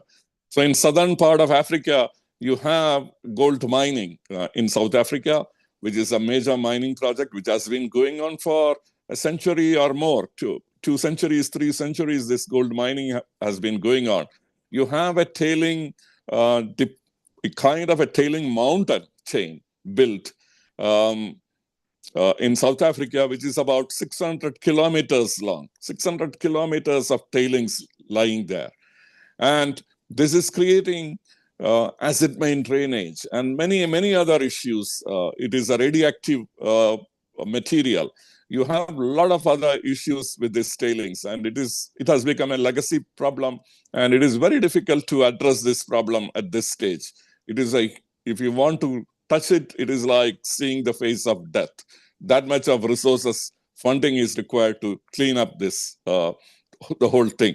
So what we can do is see how we can avoid this thing. So there was an example of Groot Wheel, which is a gold project which had problems, acid mine drain, acid AMT problems. And in 1990s, Mintech, the South African National Mining Processing Institute, they developed an innovative circular idea on addressing acid mine drainage. At that moment, the mining mindset, the non-creative mining mindset decided not to do that, because this is not something they have not seen. Anything new is a no-go for the mining world, and it was rejected. And the project went on for a few years, and then it failed because they could not control acid mine drainage with conventional technologies. Had they tried the new one that was suggested, it would have been a different issue. We have a lot of phosphate mining happening in northern Africa, in Morocco, Tunisia, Algeria, Egypt, and all. And that is an important input to food production in the world. It guarantees food for the whole world. The population of 7 billion or 8 billion people depend on that phosphate. And for the interesting metric here is, for every ton of phosphate fertilizer produced, you produce 6 tons of waste, solid waste. 6 tons of solid waste, which is called phosphogypsum. It is gypsum. It is kind of, it is very equivalent to the natural gypsum, but it is different because it is slightly acidic. You have phosphoric acid in that. So you have to neutralize that phosphoric acid before you use it for anything else. People don't want to do that. They think that waste is waste and it should be thrown away. So you throw away billions of phosphogypsum every year. We have about 10 billion tons of phosphogypsum stored, not only in North America, but many other countries around the world. This phosphogypsum contains a lot of other co-products, which we are not looking into. There is rare earths elements in this material. It can be used for as an agricultural soil amendment material and so forth. And very important discovery or invention very recently is the radiopharmaceutical use. There are radioisotopes in this material that can be used for cancer treatment in a very innovative way in alpha therapy, which is very much required for patients today. So a lot of possibilities are there, but since they are considered labeled as waste, we don't look into it. So this is a very low-hanging fruit. This is thrown away. Nobody wants it. Only thing that stands its use is some regulations which says that it is a waste. Nobody should touch it, and the lack of finances and the lack of creative ideas to go there and look at it. So this is something world can collaborate. And my last idea for today is something even bigger. This is after the Second World War, we built the World Bank, the International Monetary Fund, the Bretton Woods Institution, to rebuild the world after the world has been laid to waste after the Second World War. So we need an institution like that. It need not be replicate something very bureaucratic like the World Bank, but something very democratic, which includes individuals, civil society, as well as support from the governments and the industry in building something called the World Resource Bank, which will be a global trust, a global green mineral trust, and that will match, that will have a special focus on waste issues. One of the things that this should look into, because waste is now the limit to mining. If you want to say that you can't have mining somewhere, the first reason is waste. So this will look at waste from a technological perspective and also match funding to commercialize the ideas that are coming up. It will be based on environmental, social, economic viability. We have talked about data. This should be really harnessing the power of artificial intelligence and blockchain traceability technologies, and it should be aligned with the ESG green funds which are available out there. And this type of platform could create markets for reuse and circular economy. Next slide, please. So it is a circular finance enabled. What we are lacking is we have a lot of creative ideas. Engineers are also very creative here in coming up with pilot projects, demonstration plan that can use waste as a resource. We need a risk buffer, and which this bank will act as, and it also will have some kind of stockpiles also for balancing the market volatilities, which is also another problem for minerals. It will be having resource-backed digital credits. It will look at smart tracking. It aligns with the UN critical energy transformation, critical energy minerals principles, which have been published a few months back. And this is really a game changer. It is a big idea, big ambition, but I think this is where we should be going forward to. We have seen 1970s where the oil boom has happened, and you have OPEC-like cartels coming up and creating kind of tensions which we have seen around the world, especially in the Middle East. The conflict in Middle East is because of not handling the oil and gas wealth in a proper way. And we should not allow minerals to go the same way when minerals become the major focus of trade in the future. So let us stop wasting waste. Let us stop treating any material as a waste. We have the UN frameworks, which are the language for circular mining. We have seen it practically applied in Africa for building Africa's system, which is a collaborative thing. We want this collaboration as a grand idea worldwide, globally, with all stakeholders coming up as World Resource Bank. And with that, I will stop for today. Thank you for your patient listening. Thank you. Fantastic. Thank you so much, Harry. That was absolutely brilliant. Round of applause, everybody, for the fantastic Harry. Harry, I know that there are a number of questions that are coming through in the chat. So if I can just push you over to there for the moment, if you can stick around, we'll bring you in on the panel session later. But I'm acutely aware of time, and I'd like to welcome to our virtual stage Konstantin. So Konstantin, if you have any slides that you want to share, now is a good moment to start clicking those buttons whilst Harry is thinking about how to address those questions in the chat. So fantastic. Well done, Konstantin. So everyone, please put your hands together for the fantastic Konstantin. Over to you. Thank you very much. Thank you very much, Sarah. Yeah, my name is Konstantin Born. I'm a research associate at the Smith School of Enterprise and Environment at the University of Oxford.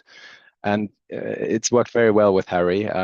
You started off on circularity, so I'll sort of continue where you left off and speak a little bit more about circularity and a little bit more about the work that we're doing at my research institute at Oxford in the area of what we call circular resourcing. Bear with me for a couple of slides, and then I'll also get to the collaboration piece. So let's just start off with actually talking about what the circular economy is. And the reason that's important to me is that I do still think that, especially in the mining industry, there is a large gap between the understanding of what is sort of there in the academic space and what actually the industry understands circular economy to be. So just on terms of definitions, I think that's probably what everyone is familiar with, is that it's really about moving from a take, make, waste approach or linear economy model to one where we sort of design out waste and pollution, keep products and materials in use for as long as possible, and one that's also regenerative by design. Where we're really, and that represents that circle, what you see on the right-hand side here, where sort of production, use, and recycling goes in a loop. But what we often see in these diagrams, and you see that here again, raw materials is sort of an input, right? Which you could think, well, actually, what does this have to do with mining, right? If I think about, again, this is something from EIT raw materials. So the mining happens, the processing, and then, so then the loop starts, right? Which is something where you can think as a mining company, well, it doesn't really apply to me. I'm sort of on the exploration, on the mining side, so I don't need to think much about the circularity piece. And this is sort of where sort of our key work is to change that narrative a little bit. And why do we want to change that narrative? I mean, in particular, recycling, which is obviously there's loads of circular economy strategies. We don't have time to go into that, but recycling is sort of the key strategy that's promoted. And this is facing several challenges. On the one hand, material demand is increasing rapidly, as most of you will know. And obviously, you can only recycle what's already in stock. So if you have a stock of materials, you can recycle those. But if you see, for example, materials like lithium, where the demand hasn't really been there, the stock just isn't there to recycle those. The second thing is that when the materials have a very long in-use residence time. So for example, for steel, it's about 40 years, copper 23 years. So once that copper has come out of the ground, or the steel, it's gone into an application, it will take up to 40 years for it to actually be released again, so it can actually be recycled again. So that's something that we need to keep in mind. Thirdly, actually collection and recycling efficiency rates are actually still rather low, and they will be difficult to increase. That challenges sort of the economics as well for many of those metals. So overall, this is a challenge, and we see that as something where materials will be required for the long-term future, and that means the mining sector should also be thinking about how it can apply circular economy principles. And this is how we get to circular resourcing. So how do we do that? If we think of it, first of all, from a conceptual point of view, how do we actually go from a focus on downstream industry to a focus on upstream industry, complementary? Obviously, we can continue with the downstream industry. I'm not arguing that we should be stopping recycling in any way. It's just as a complementary aspect, how do we as an industry think of circularity? And what I want to impress here is that there's really two types of circularity. The first one is what I would call product circularity. So this is the sort of value chain approach where raw materials move through the value chain, and there's from dispose, use, distribution, retail, use, disposal, and then we see these different sort of what is often called R strategies. So, if something has been deposed and you want to recycle it, it goes all the way back to the processing and refining stage, and so on and so forth. And what we're proposing is that there's a second type of circularity, which is what we would call process circularity. So that means more circular production methods in a specific segment of a value chain. So I don't need to be in the entire value chain in order to make a difference and apply circularity principles. It is just important to make a distinction between those two, that we can focus in on the sort of process piece. And what I'm going to talk about a little bit now is that process circularity aspect in mining. So what we see here for mining, it's really about sort of shifting from a system, again, in the mining sector, which is inherently linear in some ways, but where we think from the get-go about how do we design out waste and pollution, how do we maximize social benefit, regenerate natural systems, and improve material efficiencies. And I think the material efficiency piece is really important, as Harry has alluded to. The waste, mining is actually the largest waste producer globally. So it's really, really important to get that material efficiency point across. So what does that look like in action? Again, Harry has alluded to some of these points I'm going to talk about, but it could mean, for example, using construction materials from tailings. There's quite a lot of interesting work going on in Brazil and other countries to look at how do you remove silicates from tailings, make bricks out of it, other construction materials. How about other byproducts from mining waste? This is something I've taken actually some pictures here in Chile. This is sort of the use of lithium byproducts that comes with the lithium process that you can actually put back on the road to reduce dust emissions. So a great way of actually how it can be circular within the industry. remining tailings, as well as equipment. I think that's something that's often overlooked. We talk a lot about tailings, but equipment, obviously, if you think of the trucks and the amount of tires we use, I mean, an average copper mine, I think, uses something like 3,000 tons of tires every year. That's clearly something that we need to think about. Can that be remanufactured? Can it be reused? So where does collaboration come in? I've now spoken about half my allocated time, and I haven't actually mentioned collaboration. And that's because and collaboration is really actually the key part of circular economy. So this is sort of from the academic side. I think it's been quite clear from some of you might have heard of industrial symbiosis or industrial ecosystems. That work has been out there for 20, 30 years. I think it's been quite clear that the only way that you can actually do this, be circular, sort of circulate those resources, you actually need what's called a regional industrial ecosystem. Because if we think about it, if you're in the middle of nowhere and you're trying to share your resources with someone else, it becomes very, very difficult, right? So you need someone else there that sort of takes these resources. So creating a network of production and consumption actors is really key. And you need to develop these targeted regional clusters, and especially of different economic actors. And that's what this graph shows a little bit. You know, so you have a biogas plant, you have a power plant, you have different types of economic actors, because often the waste that occurs in one industry is useful to another industry, but not in the same, right? Construction materials and tailings is a great example. We can be used for the construction industry, but if there's no construction nearby, it becomes very difficult to make that work. So here on the right-hand side, you see a picture of Escondida mine, which most of you will be familiar with. It's the largest copper mine in the world. And I've just put this out there as a screenshot from Google Maps just to show how far away it is from anywhere else. And this is, I think, the key problem that we're coming to in the mining sector and why collaboration is so key. Mining often takes place in very remote locations. The infrastructure is often proprietary, and mining regions often become what we in the academic space call enclave economies. So there's sort of one sector, one product economies. So in the north of Chile will be, for example, lithium and copper, and there isn't much else that happens around it because those are the sort of the key drivers to those economies, and we see very similar sort of dynamics in other resource-rich mineral regions. So while it might be easier if I just go back to this slide to imagine something like this happening in mature industrial economies. In Europe we don't talk about this a lot because it exists already, right? We have loads of different economic actors that are sort of co-located. Distances aren't large. You actually have infrastructure that is pretty well built out, while you don't have that in most mining regions. And this leads me to sort of some of the insights I had from a recent paper. Bit of a shameless plug. This is on work I've done in northern Chile on looking at sort of how could circular economy implementation look like in mining territories. And what I actually found really interesting here, and that's something that doesn't come up in literature somewhere else, is that people highlighted, so this is sort of the number one barrier that actually people highlighted that I spoke to in the mining sector in Chile, is this limited willingness to collaborate. They said, we'd all love circularity, we love it, we all talk about it, but one of the key barriers that we have is actually limited willingness to collaborate. We have all the other themes here, regulatory, obstructing laws and regulations that we talk about all the time. But this, I thought, was sort of a really interesting insight that came out of this research. In the paper, I discussed a little bit more about some of the aspects of why I think that comes about. And I also don't have the answer. And I think that's probably something I'm putting out here. But it's something that we need to think about as an industry. How do we collaborate both internally into industry? But I think in circular economy in particular, it's actually that cross-sectoral, what I was talking about earlier. You need economic actors from different industries actually coming together. And I would argue also from my private sector experience in multinational mining company that we don't do that very well. We like to sort of stick to our own things. That's why we have proprietary infrastructure.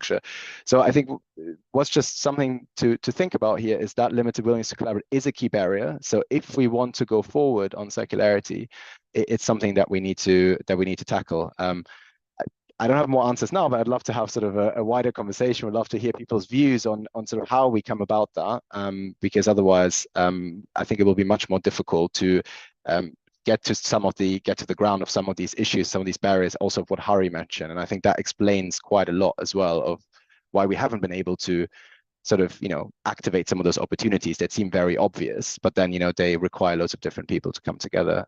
And we haven't really brought that together at this stage. Thank you.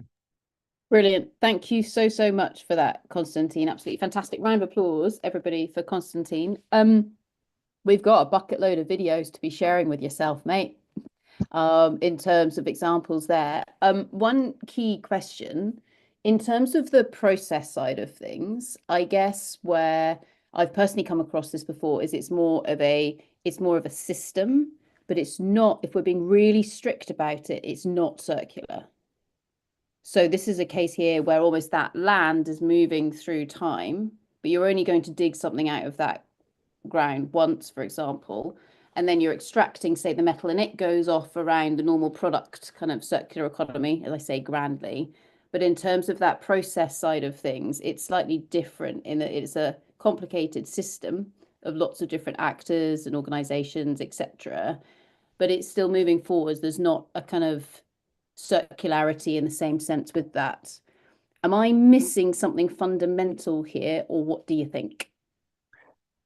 No, I think you do. I think you're completely right when it comes to the metal. But if you think about the metal, and Harry again alluded to that, the metal is actually a really, really small part of what we're producing, right? As the mining industry. I mean, I interviewed someone from, for one of the interviews I did for one of my recent papers was someone from the waste management industry, large multinational waste management. And he said, you guys in the mining sector, you think about it completely the wrong way. You're actually more like us. You think your product is copper, your product is something else. But what do you actually do is you manage your waste. That's what you do 90% of the time. Obviously, what actually comes out, what's valuable is maybe that copper that gets shipped out. But if I have a 0.5% grade of copper, 99.5 of the other things that I'm digging out, I have to sort of deal with, right? And I think that's more what the process circularity is about, is yes, that metal will continue, and then sort of it becomes someone else's issue, and that's also fine. That's how a value chain works, right? To be circular, it doesn't necessarily mean you need to be vertically integrated.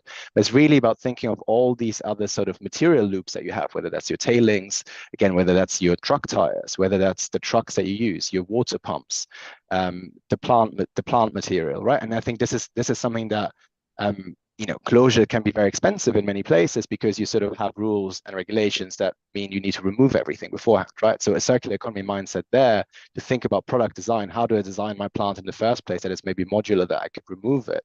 I think those are the sort of things that we need to think about. And I think that applies the same principles and the same thinking. And I think what we need to get away from is think of circularity as just a state, if you so want, but it's more of a mindset of how you think of materials and material efficiencies within the system. And that applies to any sector, I would say, at any point in the value chain. And that's sort of our point here. Awesome. Brilliant. Well, with that, thank you very, very much, Konstantin. Absolutely fantastic. Round of applause. Thank you very much. Great. Next up, folks, we have the fantastic Kyle Pearce. Now, Kyle, I know that you have a couple of slides if you want to start sharing them with all of us. I also know that you are also dialing in from somewhere across an ocean from where I'm currently sitting at the moment. So I'll let you explain where you are and whose land you are currently sitting on at the moment. So everyone, please put your hands together for the fantastic Kyle. Thank you very much.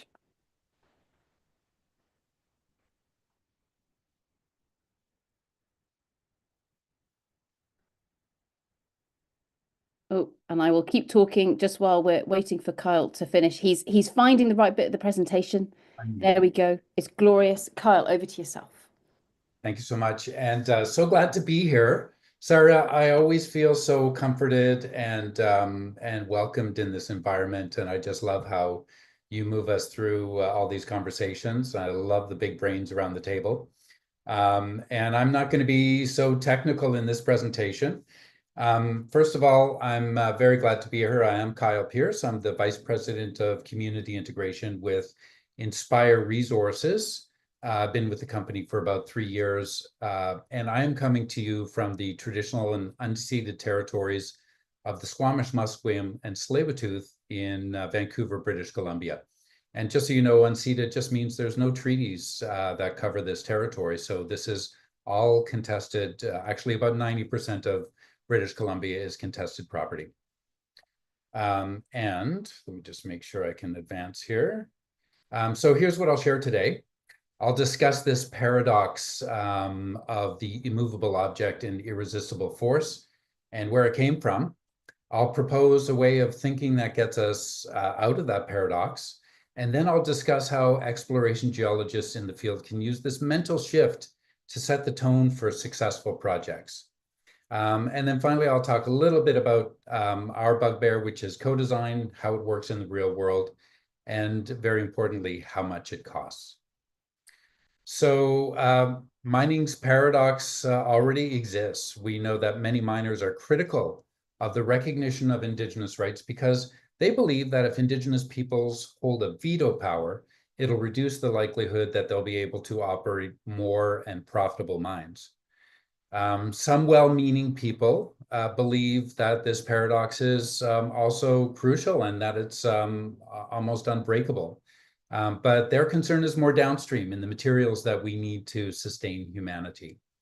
And it is true that if Canada, Mexico, Bolivia, Peru, and other countries follow through on effective, free, prior, and informed consent, more communities will be saying no to projects where the risks outweigh the benefits that the communities perceive.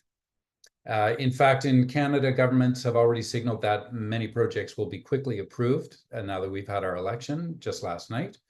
And we know based on history that this will simply shift that paradox to either the force of the courts or the force of compulsion for political and economic expedience. So I want to get into a parable that I call the parable of the two trees. But first, a little bit of where this idea comes from. So there's a Greek legend, the Tumessian fox, a fox that can never be caught, and a hound Laelaps, which never misses what it hunts. These two circle each other and never can one defeat the other. And realizing the paradox, Zeus, the Lord of the Sky, turns both of these creatures into constellations.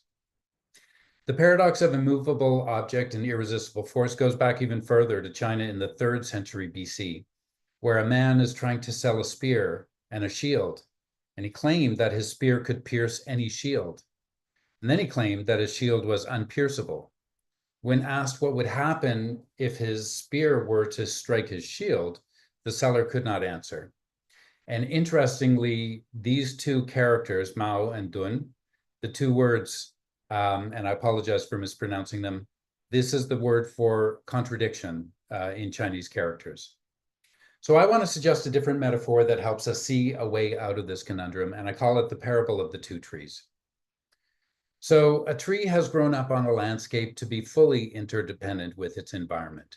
The environment provides everything the tree needs. The tree, called community, not only lives within its means, but it reduces its impact on the environment by moving seasonally, harvesting all things using regenerative practices, doing controlled burns, and ensuring that all things, living or not, are respected.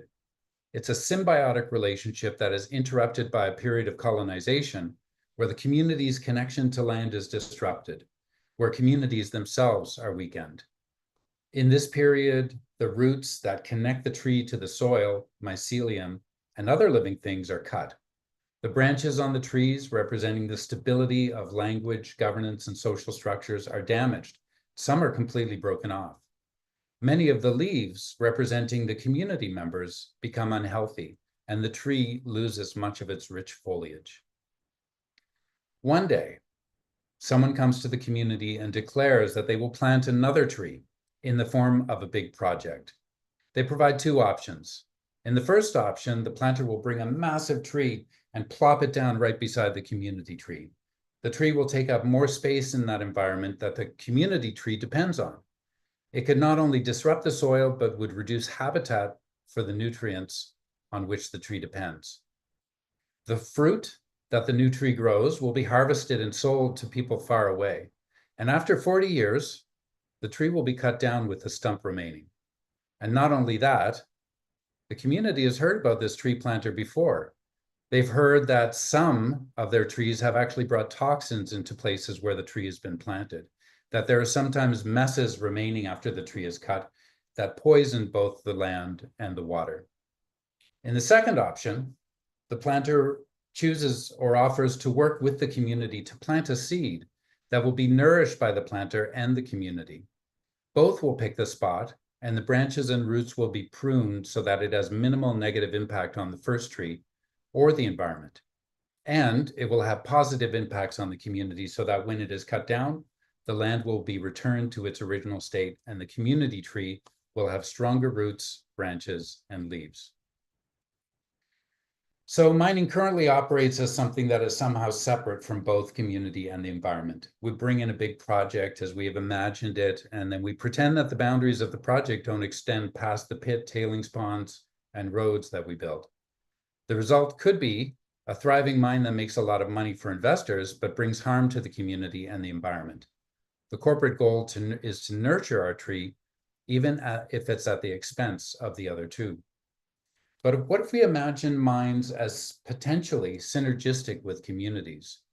We would plant an appropriate species and allow the tree to harmonize with the ground chemistry and mycelial networks.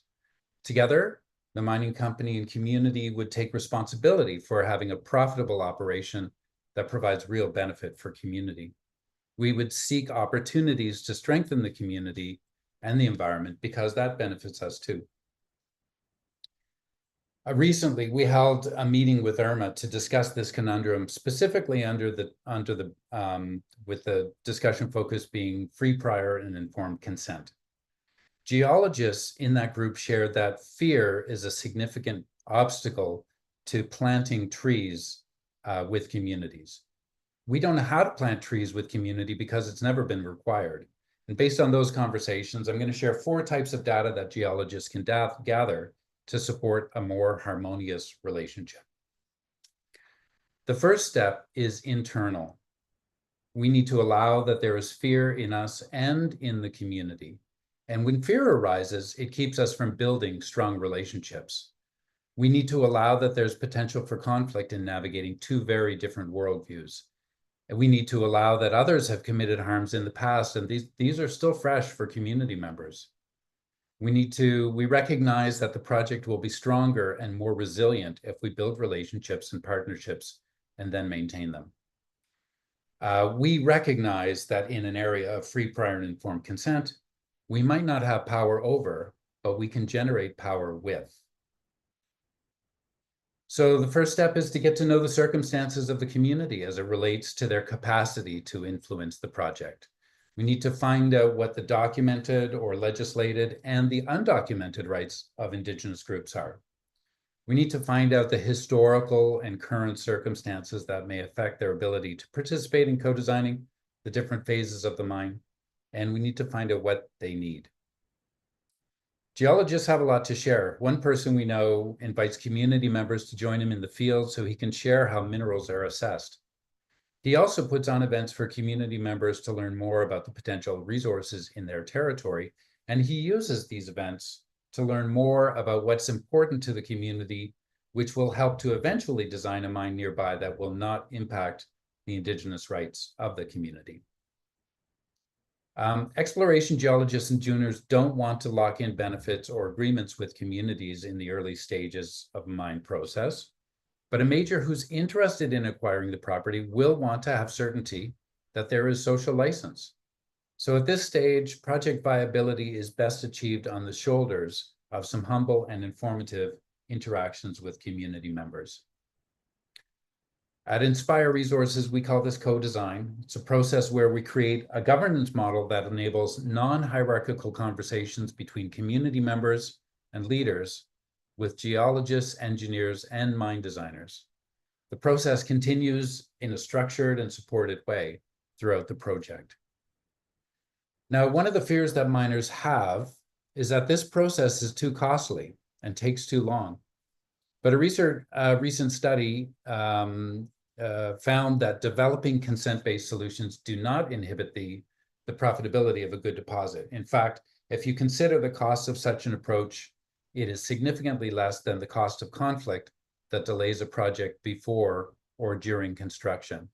And this particular is done in the guise of an impact benefit agreement, included royalty payments, advance payments, infrastructure payments, local employment and training, contracts with local businesses, a business capacity building fund, a wellness fund for communities, wildlife compensation, and shared monitoring. Now, it's hard to find direct examples of co-design because miners use negotiation as a way to identify what each party wants. And it's even harder to find examples of this happening without a period of strife and conflict and ultimately driving both forces to the negotiating table. But I want to provide a pathway to co-design. And there's three things that are crucial in here. First, we're gathering information to inform the design of the mine, including its impact on the environment and the community. Second, we're bringing the wisdom of miners together in non-hierarchical spaces to share and discuss our different visions of the future. And third, we're looking beyond the boundaries of the current business model with a view that project success and community well-being are intimately interconnected. So mining currently operates as something that's somehow separate from both community and the environment. I've got my notes from another one. Anyways, is this the vision that we want to achieve in mining? Co-development, co-design, and collaboration that creates a harmonious community relationship with a mine. And I'm going to stop there and thank you so much for your time and attention. Fantastic. Thank you so much, Kyle. As always, an absolutely brilliant talk. Round of applause, please, everybody, for Kyle. Now, I know that there are some questions coming in at the moment, but maybe, Kyle, just reflecting on Konstantin's talk just immediately prior to yourselves and thinking about your tree analogy. And so do you see it as the potential opportunity to utilize those natural resources that might be in the ground that can only be extracted once? Okay, fine, we can take that waste and then we can use it later, etc., or different people might come and use different bits of it. In terms of that co-design, is that thinking about what does that ecosystem look like hundreds of years into the future, or kind of what's that timeline scope with regards to that co-design that you're describing? Well, it's a perfect point. Many Indigenous cultures use a 7 generations timeline for thinking about what the future impacts will be on their grandchildren and their grandchildren and their grandchildren.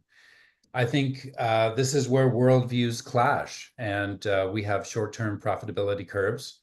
But I think the other thing is that, what struck me with Konstantin, with your presentation, Konstantin, is that these infrastructure projects last a long time. And so if we're thinking about bringing true value to the cost of building and maintaining that infrastructure, I think you can find places for people, even without that Indigenous worldview of 7 generations, you can find a way for people to think about collectively, are we optimizing the infrastructure that we're building, and how could we do better? And just building on that, Kyle, so something that I think is really beautiful is that whole concept of the two-eyed approach. So very much drawing on First Nation background and saying, okay, well, actually, we can be really strong if we bring together both the kind of that technical and the science understanding, etc., but then also the cultural and the traditional aspects as well. And by bringing those two together, then we become much stronger than if we just had a one-eye approach. Have I totally misunderstood that concept, or is that how it goes? I think you've got it, but I think increasingly we're realizing that the methods that Indigenous communities have used for thousands of years to maintain their relationship with their and the resources that they've depended on are actually scientific methods. Maybe they don't have the bottles and the jars and the Bunsen burners, but they have other powers like powers of observation and those kinds of things that they've applied. You can see it everywhere. They've applied scientific methods for thousands of years. So that's one of the two-eyed seeing approach is we have to get over the stigmatization of Indigenous ways of knowing versus scientific ways of knowing. It's just a different way of articulating a story about relationships between different things in our environment. And I guess in terms of bringing those different aspects together, Kyle, a lot of that is in the facilitation, for example, of people getting to know one another and sharing those stories. And I'm just leaning into what Johannes was saying earlier on. Are there any Are there any suggestions or hints or tips that you've got if you're trying to facilitate such a workshop where people are coming from very different backgrounds? Yeah, my experience in working across the Indigenous and non-Indigenous divide is that Indigenous people often have ways of introducing ceremony into conversations, into meetings. And for somebody like me, who is not familiar with that cultural tradition, and for many others, I find it very difficult to get the benefits from that. And so when I work with communities, it doesn't even matter if it's Indigenous or non-Indigenous, technical and non-technical meetings. What I do is I talk about the fact that in these meetings, often our amygdala will get triggered. We all have our amygdala. So we all feel nervous or anxious. We want to shut down. We want to leave a meeting. We feel like imposters, or we feel like we want to control what other people have to say. These are all functions of this primordial defensive system that we've developed. And so I encourage people to not just think about that, but also to use, I train my groups in micro-meditation techniques so that when they recognize their amygdala as being triggered, either through thought processes or some physiological changes like flushing or getting sweaty palms, they can recognize that and then calm themselves down with visual or tactile micro-meditations. And what I find is that over time, this is especially useful when we're meeting together over a period of time and then having some difficult decisions to make at the end of that process. Because what this does is it enables people to go through that fluctuation and bring themselves down to present over and over and over again throughout the process. So those are my tricks. Fantastic. Thank you so much, Kyle. Absolutely brilliant, as always. So everyone, please put your hands together for the wonderful Kyle Pearce. Thank you very much. Excellent. And we're almost there, folks. We're almost there. And we're